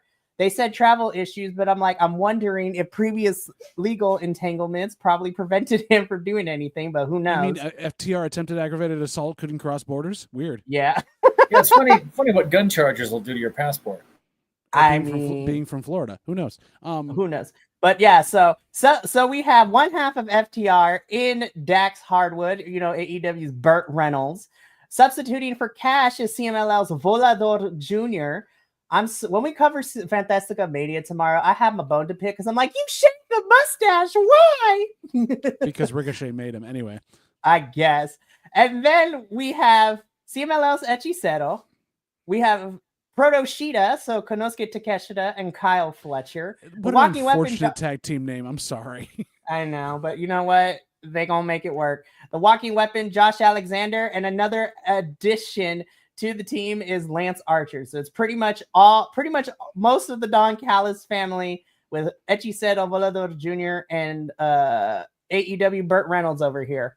This graphic, by the way, makes it look like Takeshita has a super tiny arm. Mm-hmm. Right? It's like it's sticking up behind Dax's bald head. Bald. Anyway, just hello. Anyway, carry on. This was like Josh Alexander is puppeting Volador Jr. Like he's got like his hand up his ass. I don't know what's going on there. Well, I mean, you saw that clip I put up earlier. Yeah. Oh, well, Volador Jr. looks like he needs an adult. That's how he felt in this match too. So before I get into my thoughts about this match, that is all I have to say. Look, Brody King getting national attention on he made this. it on MSNBC, which was wild. On MSN. This was played on MSNBC. It was played on Fox News. It's made the rounds on Reddit, both the right and left side, going crazy. Folks saying he's not this, he's not that, and then other folks showing up going, "Go say that to his face." All 6'6", 350 pounds. Go ahead. If you've listened to Brody King's band and like what they talk about and they lyrics for their music, I was like, he been about this life. He ain't like, listen, Brody King, you get invited to the quince, you get invited to the Sunday family dinner, you are invited to the baptism, you are invited to everything. I do not care. Brody King is now in my Hall of Fame of I will protect this man forever and a day. Please baptize my daughter. He probably could, and we talked about this. He plays this very like dark, angry character, and then he's just like the biggest sweet teddy bear outside of this, with also a majestic beard. So Brody King, you get it. This was a car crash match, but like in the best way possible. I felt like this was a really good match. Everyone got to shine. I feel like nobody did not get a chance to be like showcased, but this was just pure 7-on-7 chaos, which is wild of how many people were in this match. I mean, the floor is open if anyone wants to talk. And we talk about this, and I use this analogy a lot. Normally in these action figure matches where it's just every toy in the toy box, sometimes it just gets clunky and it's super hard to follow. This was pretty clean. Everyone had their spot, like you said. Everything had to happen. I could not help but watch and find the matches I want to see later. I want Takeshi to Bandito. Give me that a year from now for something. You know what I mean? Just there were a handful of these that were just, oh my God, just fantastic. Crowd got into it. It's always kind of a roll, at least up here in the States, it's a roll of the dice to start with something like this because of spectacle and whatever, and you hope booking supports this. This could have bogged down the whole show if this is put in the wrong spot. But to kick the night off with this, super brave, and I think they all brought it. I mean, we could talk about this for an hour and a half. We obviously don't have time. I will say Adam Cole looks a lot smaller compared to everybody else on the opposing team and on his own team. It might be because everyone's around there, and I'm sure. And I don't mean that as a slight to him at all, but just I hope he's okay in training, or whatever. It just looks like he's lost a bit of mass. I'm not sure if that's neither here nor there, but this was a lot of fun. He is he's like 5 pounds away from looking like a Stretch Armstrong figurine, not even going but even him next to Kyle Fletcher, and Kyle Fletcher's a big dude, but not the largest dude. It's like, oh man, okay. But yeah. Go for it. Yeah, no, I mean the match was it was a lot of fun. I think what helped it is that kind of as we touched on earlier, you don't with CMLL, you don't get a lot of that like spillage out into the crowd type thing. Everything's kind of contained in the ring and in the ring area. It felt like a quasi like Atomico, Cybernetico. Yeah, which I thought was definitely cool. I just, as they kept announcing people, I'm like, are they gonna have anyone left for the rest of the show? For reals. I was like, I forgot there were matches after this. I was like, y'all are opening up with this? Okay. Yeah. Well, so I fully enjoyed the like floundering on commentary that we had for half the stuff there as well, with like dealing with the fact that the crowd does not like Atlantis Jr. at all, because of they think of the him like, and learning about the fact that like he's basically a nepo baby who has gotten everything given to him, and while he's a good wrestler, the crowd doesn't feel that he's earned anything being on the team of good guys, and then Daniel Garcia getting booed for dancing. Like, it was just so it was like watching the Raw after Mania, where you're like, yes, this is what it needs to be, where everyone's insane and we love you all. That's the question I had for Mikey. I wrote a note about that, and I even texted him about it. Why the hate for Atlantis Jr.? Is it just a Nepo thing, or just shouldn't be there? Or? I think it's more so of who else is in this match, too, because Agent Lo-Fi brought this up when we were covering the Tuesday show, that because of who's in the ring, like, there was a lot of Smart Mark fans for here. Now, granted, the Arena Mexico was packed out with the people who are down there, but of course you have like your Smart Mark wrestling fans in here too. But yeah, and Agent Lo-Fi bringing a little bit of history that this thing goes all the way back to Atlantis Senior too. So Sons of the Father. Yeah, so it took Atlantis Senior, from my knowledge, it took him a little bit to kind of dissuade that, but because of the family lineage, and remember, CMLL has been around for 91 years at this point, so you are talking about generations of craziness being added to all of that. And to bring in Agent Lo-Fi again, they don't think he deserved all the masks he won, despite being on the most loyal CMLL guys when a lot of big talent were dipping. So, ooh. But again, and also everyone loves Hechicero. That's also very true. Hechicero and Volador are very over in CMLL, regardless of Técnico Rudo role. They are mostly Rudos, but everybody loves them. Yeah. Do I need to play that video again? No. No, we're good. Okay. I mean, later, because we still got a lot of matches to get through. Will, any final thoughts about this before we move on to our next match? Templario. That's all. Okay. Good observation. So, again, we're going to immortalize this somehow. Okay, so this was the only non-CMLL match that we got, but you know what? Okada fits well in Arena Mexico. I'm not even going to lie. So this was like the truly only real AEW match we got here. This is Mark Briscoe all in his gap teeth missing in this picture. Love it. I love that this is what we're going with all the time. Mark Briscoe versus Kazuchika Okada, our current AEW Continental Champion, the Rainmaker of New Japan, if you will.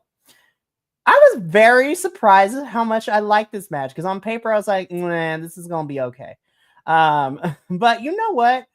I loved it. It was great. I also loved the little bit of comedy we got too, because Mark Briscoe is missing teeth. He had to readjust where he bit Okada's fingers to make it in full effect. I'm like, Mark Briscoe, never change. We love you. And Okada doing the Okada things. This was great. So Agent Lo-Fi coming in with the facts. This was technically his first single match in CMLL. He only worked trios when he was previously around, which is very true. So this is his true first one-on-one match in CMLL, and this was fun. I mean, the floor is open to anybody. This is, I mean, I enjoyed myself. That's how I'll put it. Yeah, I think that hits the nail on the head. Is that it was fun, you know. It moves the Kazuchika Okada story with Don Callis ahead. Right. I agree. Yeah, this was an AEW match. It wasn't a CMLL match. Not that it was a bad match, but yeah, the crowd was kind of like, yeah, okay, okay, you know. Me too. So, me too. And you can feel it though. There's this sort of bump set spike with this American state style wrestling that they were doing that it's just not in CMLL at all. Yeah. There's this hesitation, boom, and then we're gonna sit in it, and then bam, we're gonna wait for the next thing, and then just this This match threw me off. Yeah, it's just so different. I just feel like the crowd itself was like, "Are you playing down to us? Do you need to like really like walk us through each set you're doing?" Like, because honestly, there you go. It's just, I mean, it's very strong, very much the style of the time. But I will say on the other side of it, this is the first time I've seen Okada work a style that wasn't like step, you know, big move, step, big move. Like he actually started to show flashes of what made him great in NJPW. The Rainmaker. I'd love to see if that can do something different. But yeah. So fun match, but yeah, different type of pacing. And this was truly the only real AEW match, because this was the only like non-CMLL, you know, crossover match, and it was fun.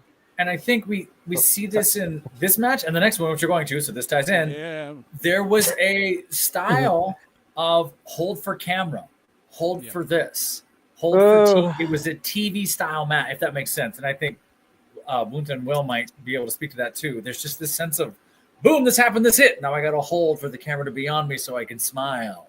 I mean, that was more prevalent. This is that was very prevalent in this match. So we're going to talk about MJF versus, you know, the poster boy, the golden boy, the, you know, like Místico is the CMLL like head honcho representative when we send people all over the place. I will say though, that entrance music, me muero. I will say it was good, but it did take me a little bit to get used to. I'm like, this is not usually Místico's entrance, but I'm here for it. I'm not gonna lie. But that, it was good. So, rabble. I'll just say also for both these matches, to go back off of the professor's point, it's a little overplayed that they are like looking for that camera shot. They've been told that for years, but there will be no one that will be as good at that other than Psycho Mike. So they really should just stop. I was gonna say Psycho Mike looking at the hard cam. Yes. So I mean, the reason I was grumbling about that is there was the story of Místico is long, treacherous, and convoluted. So, you know, not only was he given permission to have that song, which I think was his original intro song, but he also got permission to wear his original mask as well when he came in. That was the blue ensemble that he had. So you know, it was definitely hitting. That was there you go. So that was hitting. That really hit like the nostalgia. It was for the number people there. one hit in Mexico. Yeah. Wow. Yep. That's a trip. Yeah. Mexican pop culture and lucha libre, you'd be very surprised of how much they tie into each other all the time. We literally had an air. Joe Hendry didn't crack the billboard. Like, that was #1 in Mexico. Damn. Yeah. Back in the day, I will say this though too. Lucha libre is like, they are the celebrities in Mexico too. Henceforth, if you continue to watch CMLL boys, AEW boys, they literally have airline commercials with lucha libre. It's crazy. Yeah. I liked the match. I liked the match. And you know, MJF is being MJF. I was bummed that it slowed Mystico down because I feel like yet again the restraining bolts were shackled onto Mystico. You know, and he wasn't really given to really show why he's so beloved in CMLL. You know, and yeah, so that was a little frustrating, but so. And this is something that drives me a little crazy too. Is all of a sudden you get these flashes of what Mystico is, and then he's got to stop, or he pause. You know, goes to do the dive, sees last second MJF is gone, hits the ropes, flips right back, and stands there. And you go, "Oh my God, that's a superhero landing! How did you do that?" But then 30 seconds go by, 40 seconds go by, like the pace just drops, and it's just so much more obvious watching everything that's come up to this point. Every pause is a pregnant pause down here, and they're too darn long. I just noticed you changed your background. What the heck? I don't know what you're talking about. It's the master of the hard cam, Psycho Mike. We love and you know, I felt like, and I don't know if this was, man, I don't know. But MJF had this issue the first time he was in CMLL facing Templario as well. When he was United States champion, or US champion. US champion. Because it just felt like, you know, I was so excited because, you know, Templario, he's big and he moves, and, you know, I can't wait to see this against MJF. And it just like, it felt like, you know, in the back, they're like, "Oh, hey, mira, don't look better than the gringo, okay? So just," you know, and it almost hurt. It almost hurt. Again, wrestling match, it was fine. It was great. It told a story. MJF drew that cheap heat. I literally was playing colonizer in this match. Like, let's not even kid ourselves. On my little island here, which is the island of El Buntero Segundo, not the island of Adolfo, the nerdy Puerto Rican, that hack. Y'all need to stop bickering, man. I would love to see Mystico challenge MJF to a Máscara contra hair match, and MJF lose the match. Oh, absolutely. You know, there has to be some sort of comeuppance, especially fast forwarding to what happened after the match, because Mystico wins by DQ essentially, and rarely ever happens anywhere, and that's only with MJF can win apparently, which was kind of crazy. And, you know, MJF proceeds to take Mystico's mask, which then prompts, you know, Jet Speed to come out for the save. So the Speedball Mike Bailey and Kevin Knight, who we would see Kevin later in the week. But yeah, I'm just like, I agree. I think we're running this back at some point down the line. I would not be surprised if we get this later in the summer, later in Forbidden the fall. Door, maybe? Well, it depends on if Mystico can travel, because Forbidden Door, I mean, there might be less restrictions because Forbidden Door is going to be at the O2 in the UK. So I feel like it would be easier, but who knows at this point. Is he not allowed to leave the country either? Well, it depends. I feel like Mystico can. No, he's allowed to leave. Yeah, no. But what I'm saying for Forbidden Door, I don't think we're going to see a lot of CMLL guys outside of the ones that we see in the AEW, and then for some of us that also pop into New Japan and MLW as well too. So I can definitely see Místico, maybe a Templario. I could see a Titan. So, but again, I feel like this was more to progress what's happening with MJF's character in AEW. But I also think we are going to get a rematch down the line, whether it be in Arena Mexico or at AEW in some capacity. Everybody. So yeah, I was like, this at this point of the night, I was like, okay, I thought this was fun, but at this point, I was like, this is probably not my favorite match, but I still thought it was pretty fun. Surprisingly, I took Okada and Briscoe over this one because I was like, I hate disqualifications. Professor, you know this. We talk about this all the time in WWE. I'm like, I hate these DQ finishes, but you know what?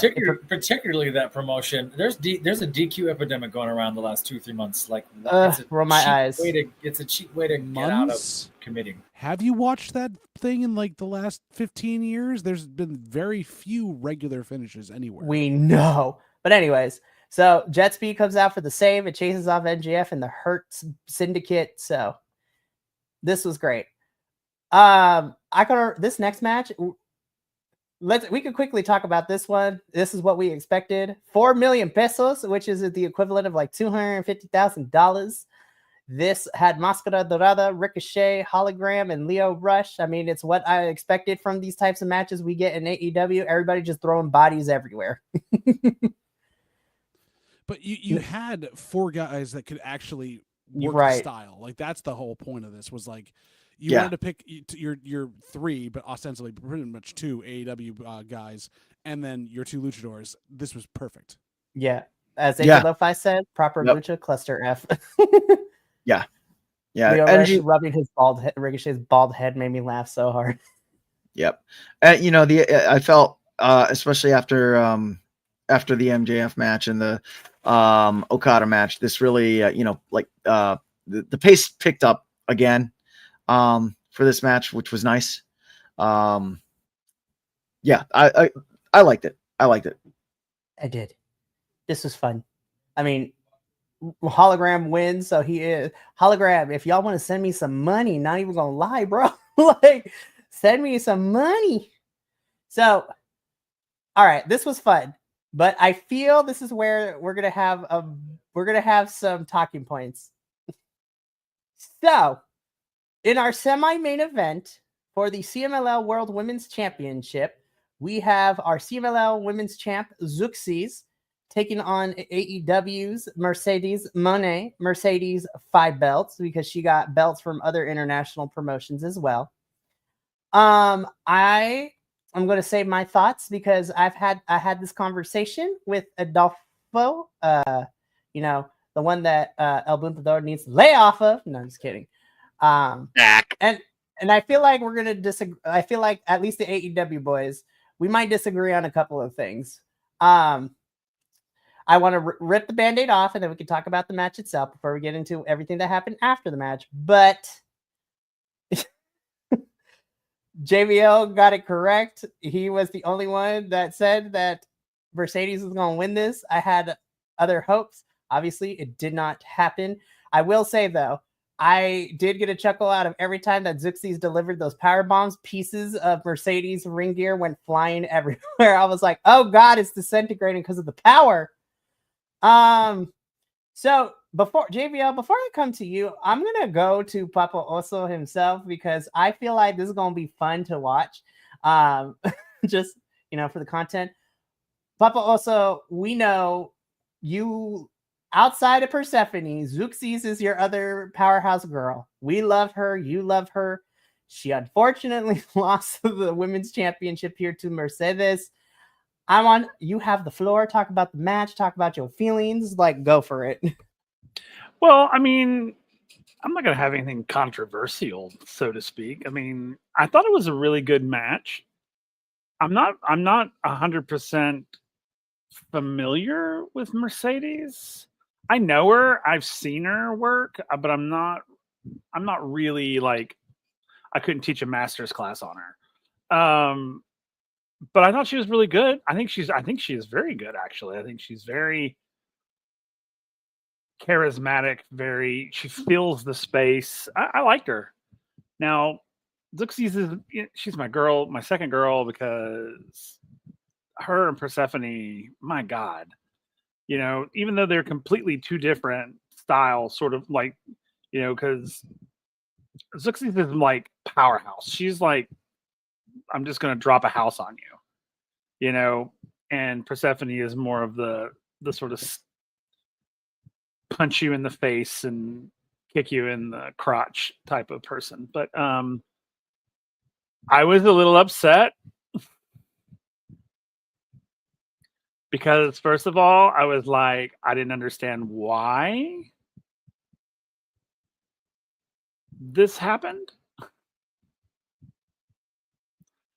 I mean,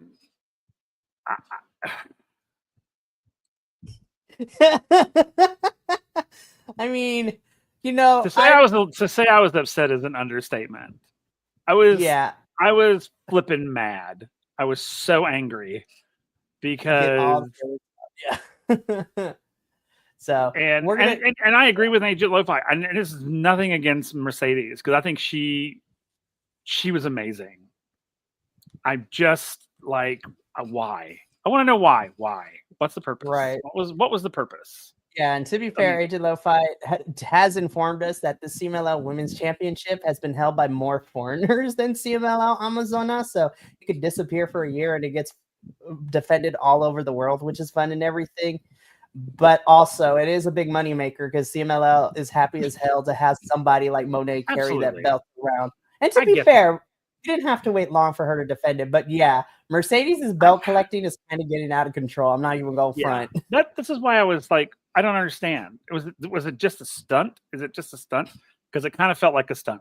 That's what we were debating last week on AEW, and Mikey and I were like, "There's no way they're going to do that because of here are the reasons." And JVL was like, "Well, yeah, but here's why they would." And we were hoping JVL was wrong. I know. Darn it, JVL, the one time you were right. But JVL, I want to tag you in too because you are Mercedes' #1 op on this platform. No, just kidding. No, but I will give my thoughts about this with JVL. I want to hear your thoughts because you did predict your Nostradamus came correct. I don't hate Mercedes as a wrestler. I don't hate her as a person.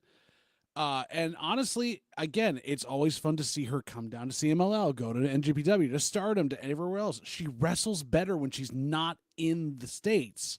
True. Even here, this was better. Like, I have no problem with her except for her horrible finisher, but that's beside the point. Oh, man, she needs to get a new finisher. I hate that. I still hate it.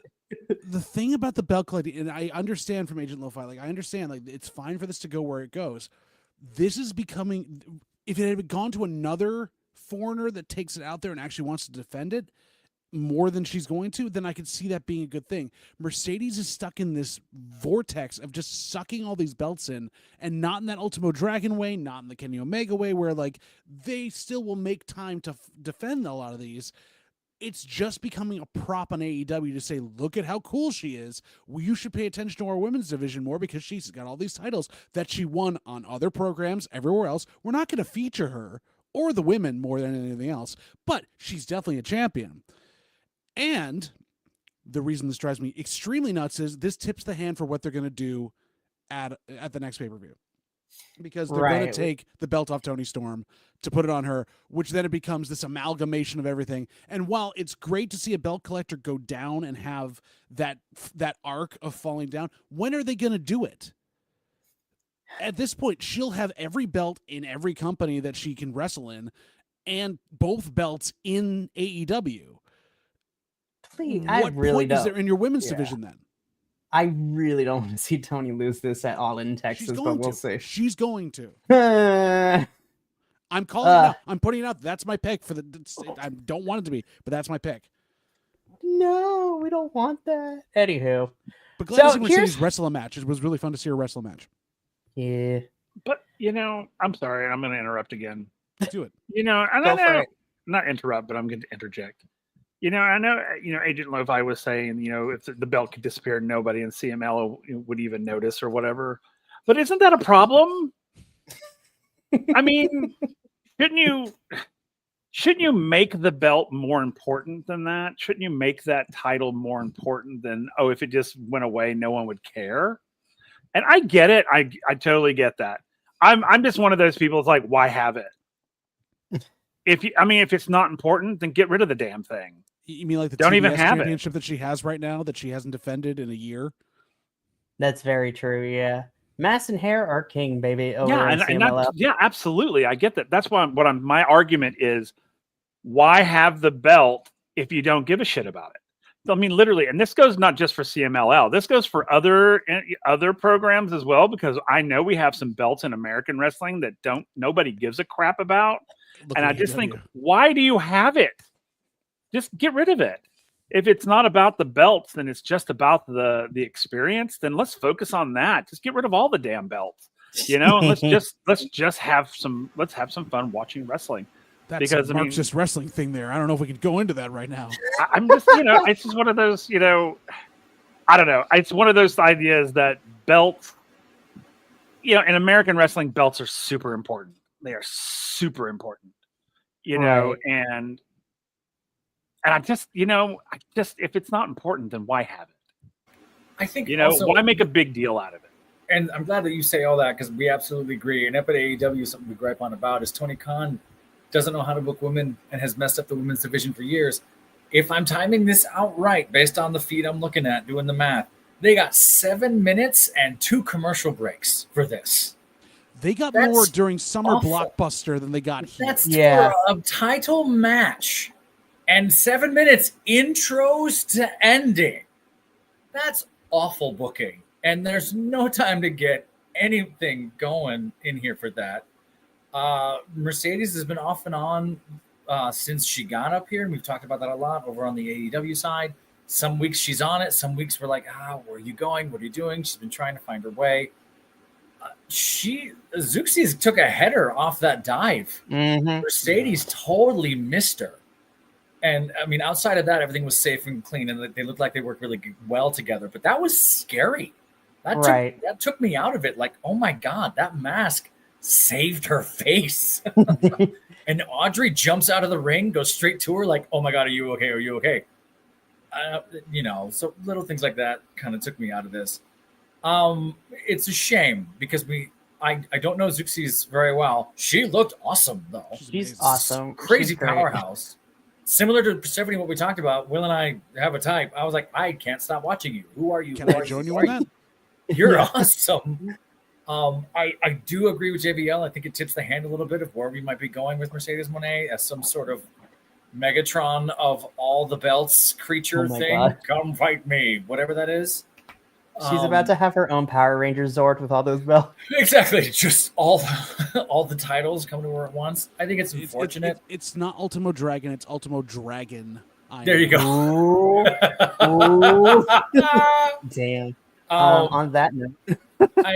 That's tough. And I don't know. I have a problem with, this is a rabbit hole, with belts in a lot of different sports, boxing, MMA, and other things included. It seems to matter until it doesn't, and it's prestigious until it isn't, because we chose. Yeah. I have a lot of words about belts. And I hate not to invoke other promotions or go down that rabbit hole, but it matters, then it doesn't. Then it does, then it doesn't. And it's silly. And cherry pick when it's important, yeah. It's harder to tell a story if that tradition is gone, and I've talked too much. Please give it to Bundador. Bundador, go! I am average Amazon matches in CMLL. As you saw the previous night, they average 15 minutes. Average, right? So a 7-minute Amazonas match, women's match, is just abysmal, I get it. And the points that Agent Lo-Fi put out are valid. I'm frustrated with this match because we've seen Zeuxis really cook, and it just kind of felt like she got in there and it was just like she was like right off the get-go, she was just trying to hit finisher like that, just to try to get it done fast. And you really didn't get to see how, the Puerto Rican power, as she's called, yeah, there were those cool moments where she would just power bomb the crap out of Mercedes, and Mercedes costuming just went flying all over the place. But you really didn't get to see Zoxys and how well she does wrestle, and how she mixes her ring acumen with her power. So that was frustrating. The match was all right. I felt it just set up the meme that we got afterwards. Well, let's just jump into it. So my closing thoughts on all of this. I'm coming around to Mercedes. Again, I agree with JVL that she does better when she's not wrestling in the States, because against, when she's in New Japan and in Mexico and, the UK, like, she does great. And and I don't hate her either. And I'm coming around to her, but I'm just like, again, we're eventually going to get the downfall where Mercedes starts losing these championships left and right, and then she has no belts. But the question is, when are we going to get to that part of the story? I don't want her to take the title off of Tony at all in Texas, but who knows? So speaking of which, I thought we were starting with the downfall of Mercedes at not Dominion, at the other one, when she lost her NJPW belt.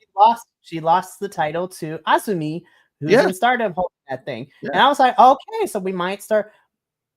I'm going to withhold judgment, because in a couple of weeks, Mercedes is heading back to the UK, like right before All in Texas. She'll be at the Rev Pro Summer Sizzler event. So she's scheduled to have a match. So who knows if she's going to walk out of the UK still as champ, but who knows? So I'm going to withhold things. But speaking of Timeless Toni Storm, I do agree. I would love to see Mercedes Moné and Olympia at some point. That would actually be a really fun match, not going to lie. But speaking of Timeless Toni Storm, Mercedes wins. She celebrates in the ring. Where in the world is Timeless Toni Storm, Carmen Sandiego? Because this promo was amazing. Now, her Collision promo was fire. If y'all haven't seen the promo from this past Collision, that was the only bright spot, because I have a bone to pick with Collision, because we literally had... I was like, you took one step forward with that promo, and then you made Chris Statlander look really small and afraid of men, which should not have been the case. But we'll talk about that off air. This vignette was amazing. Yes, Agent Lo-Fi. Timeless Toni Storm, no stranger to Arena Mexico, because she was over here previously too. It was fantastic. She does this promo because Mercedes has always been getting the one up on her on AEW television, attacking her. So we get into Arena Mexico. The lights point at, the entrance ramp, and who should it be? But everybody wants Mina. Mina Shirakawa pops up, who has aligned herself with Timeless Toni Storm. And this is my favorite meme. This is the meme that is going to forever live. So Timeless Toni Storm pops up behind Mercedes. She's wearing this fabulous red coat. Love it. Mercedes tries to run. Tony German suplexes her with all the belts still on her, which was fantastic. And these two end up fighting. And Timeless Toni Storm gets on the mic and basically says, "Is that you want to fight? Well, you got a war." So I'm just like, I love to see that Timeless Toni Storm's thighs can lift that many poundage. Timeless Toni Storm, you bisexual icon. We love you. Juice Robinson, you are a very lucky man. We are jelly. I'm still looking forward to the All in Texas match, but the pending dread is just going to keep eating at me until the inevitability probably happens. But I'm going to remain hopeful until we get there. Yes, it did get a chuckle out of me too. So let's get into our final match, which ended up main eventing. We also had some substitutions in here. So whether it was travel issues or just because we couldn't, Claudio Castagnoli could not participate and be here. So he was substituted in with Beast Mortos, attorney at RAR. So this 10-man tag, we had the Death Riders, which is Beast Mortos, John Moxley, and Wheeler. Tonight will be the night that I will fall for you, Wheeler Yuta. You cannot tell me with this haircut.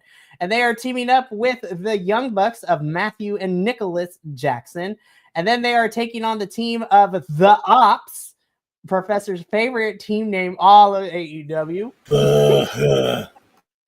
So the Ops, which is our AEW Trios champions of Samoa Joe, Powerhouse Hobbs, and Katsuyori Shibata. And then they are teaming up with, Will Ospreay, who we all are very familiar with through various companies. And then whose house? Swerve's house, Swerve Strickland. I gotta say, I had fun with this match. I was kind of let down by how we ended up getting here. I was just like, y'all, there's something wrong if I will take Briscoe and Okada's match over this one. I was kind of let down by this one. I wasn't expecting what we're used to in CMLL because these are all AEW folks. And it was fun to watch Beast Mortos come back to CMLL.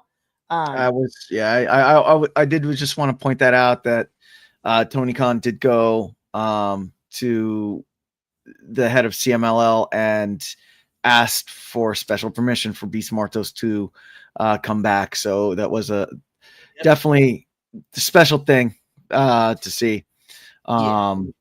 Lo-Fi giving us the backstory too. Yeah, he got a start in CMLL as Semetan, lasted 4 years before going to AAA, which was a big no-no. And AAA and CMLL got beef like that.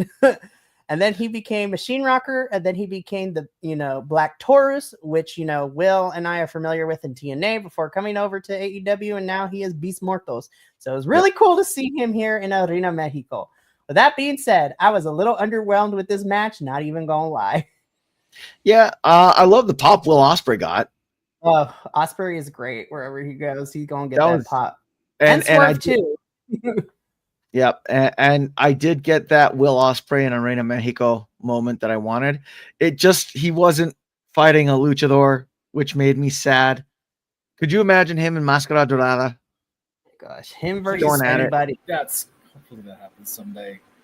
I think the 14-man at the top had the energy and the let's go that this one obviously didn't have. This was for the States, right? Yeah.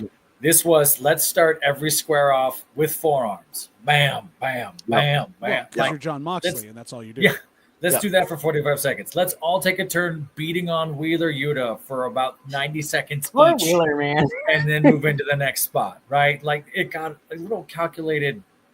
That drove me a little crazy. I love seeing Mortos and Samoa Joe going heads up. Give me that someday.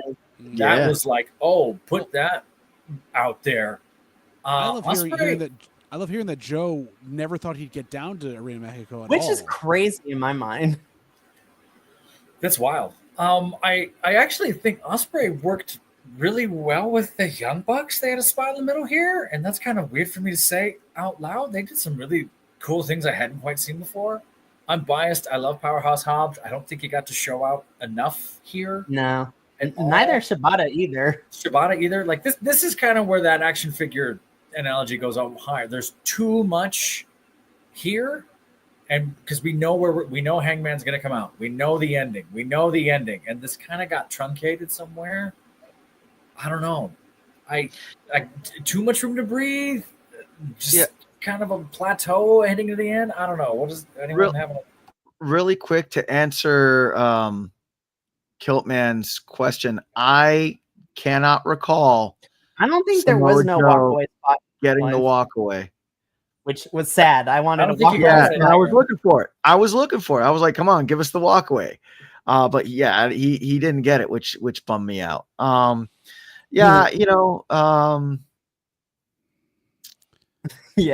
a lot. Yeah. This was the let's showcase our stories we have going on here. We're not going to do anything with them. Oh, and here's Beast Mortos just because we could get him in here and he's amazing. Have fun.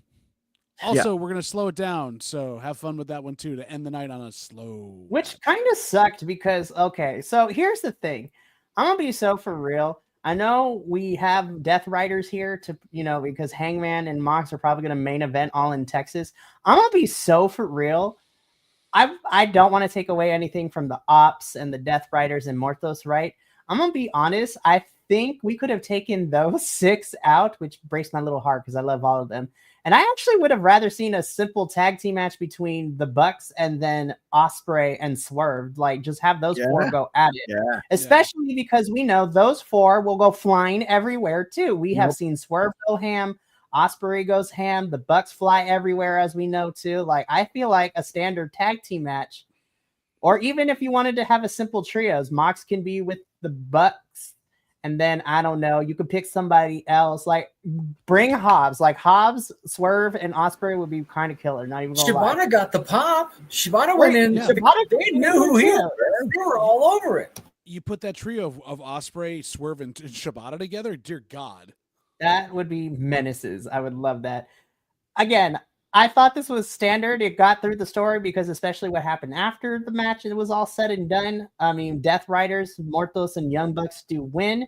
I do want to get some words from Papa Oso here, as this was a true AEW only match with the sprinkle of the Mortos in here. So I want his thoughts from that perspective before we go into what happened after the match.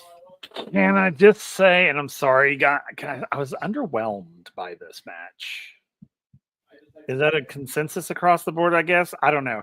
I don't know many of these folks. I mean, I know like Samoa Joe, and I know Will Ospreay, and I know a couple of the others, but I don't know them. So, but I felt a little underwhelmed. Like, I was expecting more. They were all hamstrung by the match. Had they been in their own match by themselves, I think you would have had more fun. Right. That's what I could see that. I guess, because I've seen Will Ospreay do his thing, and he's freaking amazing. And I would love to see him I'd love to see him come down to Mexico and just do a run. Please do. Because we've seen Ospreay hologram, we've seen Ospreay Bandito, we've seen Ospreay Commander. They've done some wild stuff with Ospreay. He would have been great that style. So I mean, I'd love to see more. And like I said, I liked a lot of them individually, but I really didn't. I don't know. I was really kind of like, oh, okay. Like, I would not say, hey, if you want to get involved, if you really want to get into AEW, don't watch this match. Don't watch this. I'm gonna be for real. I'll be like, watch Briscoe and Okada. Not even going front. Like, I would take that. If I were to take matches from Grand Slam Mexico that were just like strictly AEW, I would be like, watch Briscoe and Okada because that was fun. But so that was me. I mean, I felt a little underwhelmed by it. Yeah, I mean, Mox, the Death Riders, the Death Riders, Mortos, and Bucks pick up the victory here. Moxley rolling up Swerve with the handful of tights, as we all come to know and love. Not really. And then we get a fight. We get a brawl. Hangman Page comes out. He goes to buckshot lariat Mox. Mox gets out the way, and I believe what was it? It was Matthew. Matthew was the one that got the buckshot, right? Or was it Nicholas? I think it was Matthew. It was Matthew. Okay. So Matt Jackson gets the buckshot. Nicholas is like, what the heck, man? Hangman Page was like, you got in my way. That's what happens. I told you we were done. Like, we're over. Finito. Bye-bye. Go away. Mox tried to come in, but he wasn't able to take out Hangman because everybody else was still there. The good guys, technically, as the show goes off the air with their hands held up in the air as the show goes off. Dare I say, I think the actual CMLL and AEW crossover matches we got in Grand Slam Mexico definitely hit where they needed to. But, the strictly AEW matches were kind of the low points for me of the show. But I will say, overall, I was vibing the show. This was a lot of fun. And I agree with Agent Lo-Fi. I feel like some of these AEW folks need to come back for another visit. Can I hot take something real quick? Sure. The true AEW matches, would you say that had they been anywhere else other than Arena Mexico, like if they were in the States, that they would have been actually good matches, but because they were in Arena Mexico and after everything that we've saw, it's just kind of like, wow, you're giving me Taco Bell wrestling now. I think we would still be nitpicking them for sure. They just wouldn't contrast or stand out the way they did. Okay. I also think Depends I'll buy on that what- for $1. That 10-man, we still would have talked about. We would still would have had a huge question mark. It wasn't trash. It was just a little. What are we doing? That spinning our wheels. 14-man, like, oh my yeah, god. we spinning our wheels.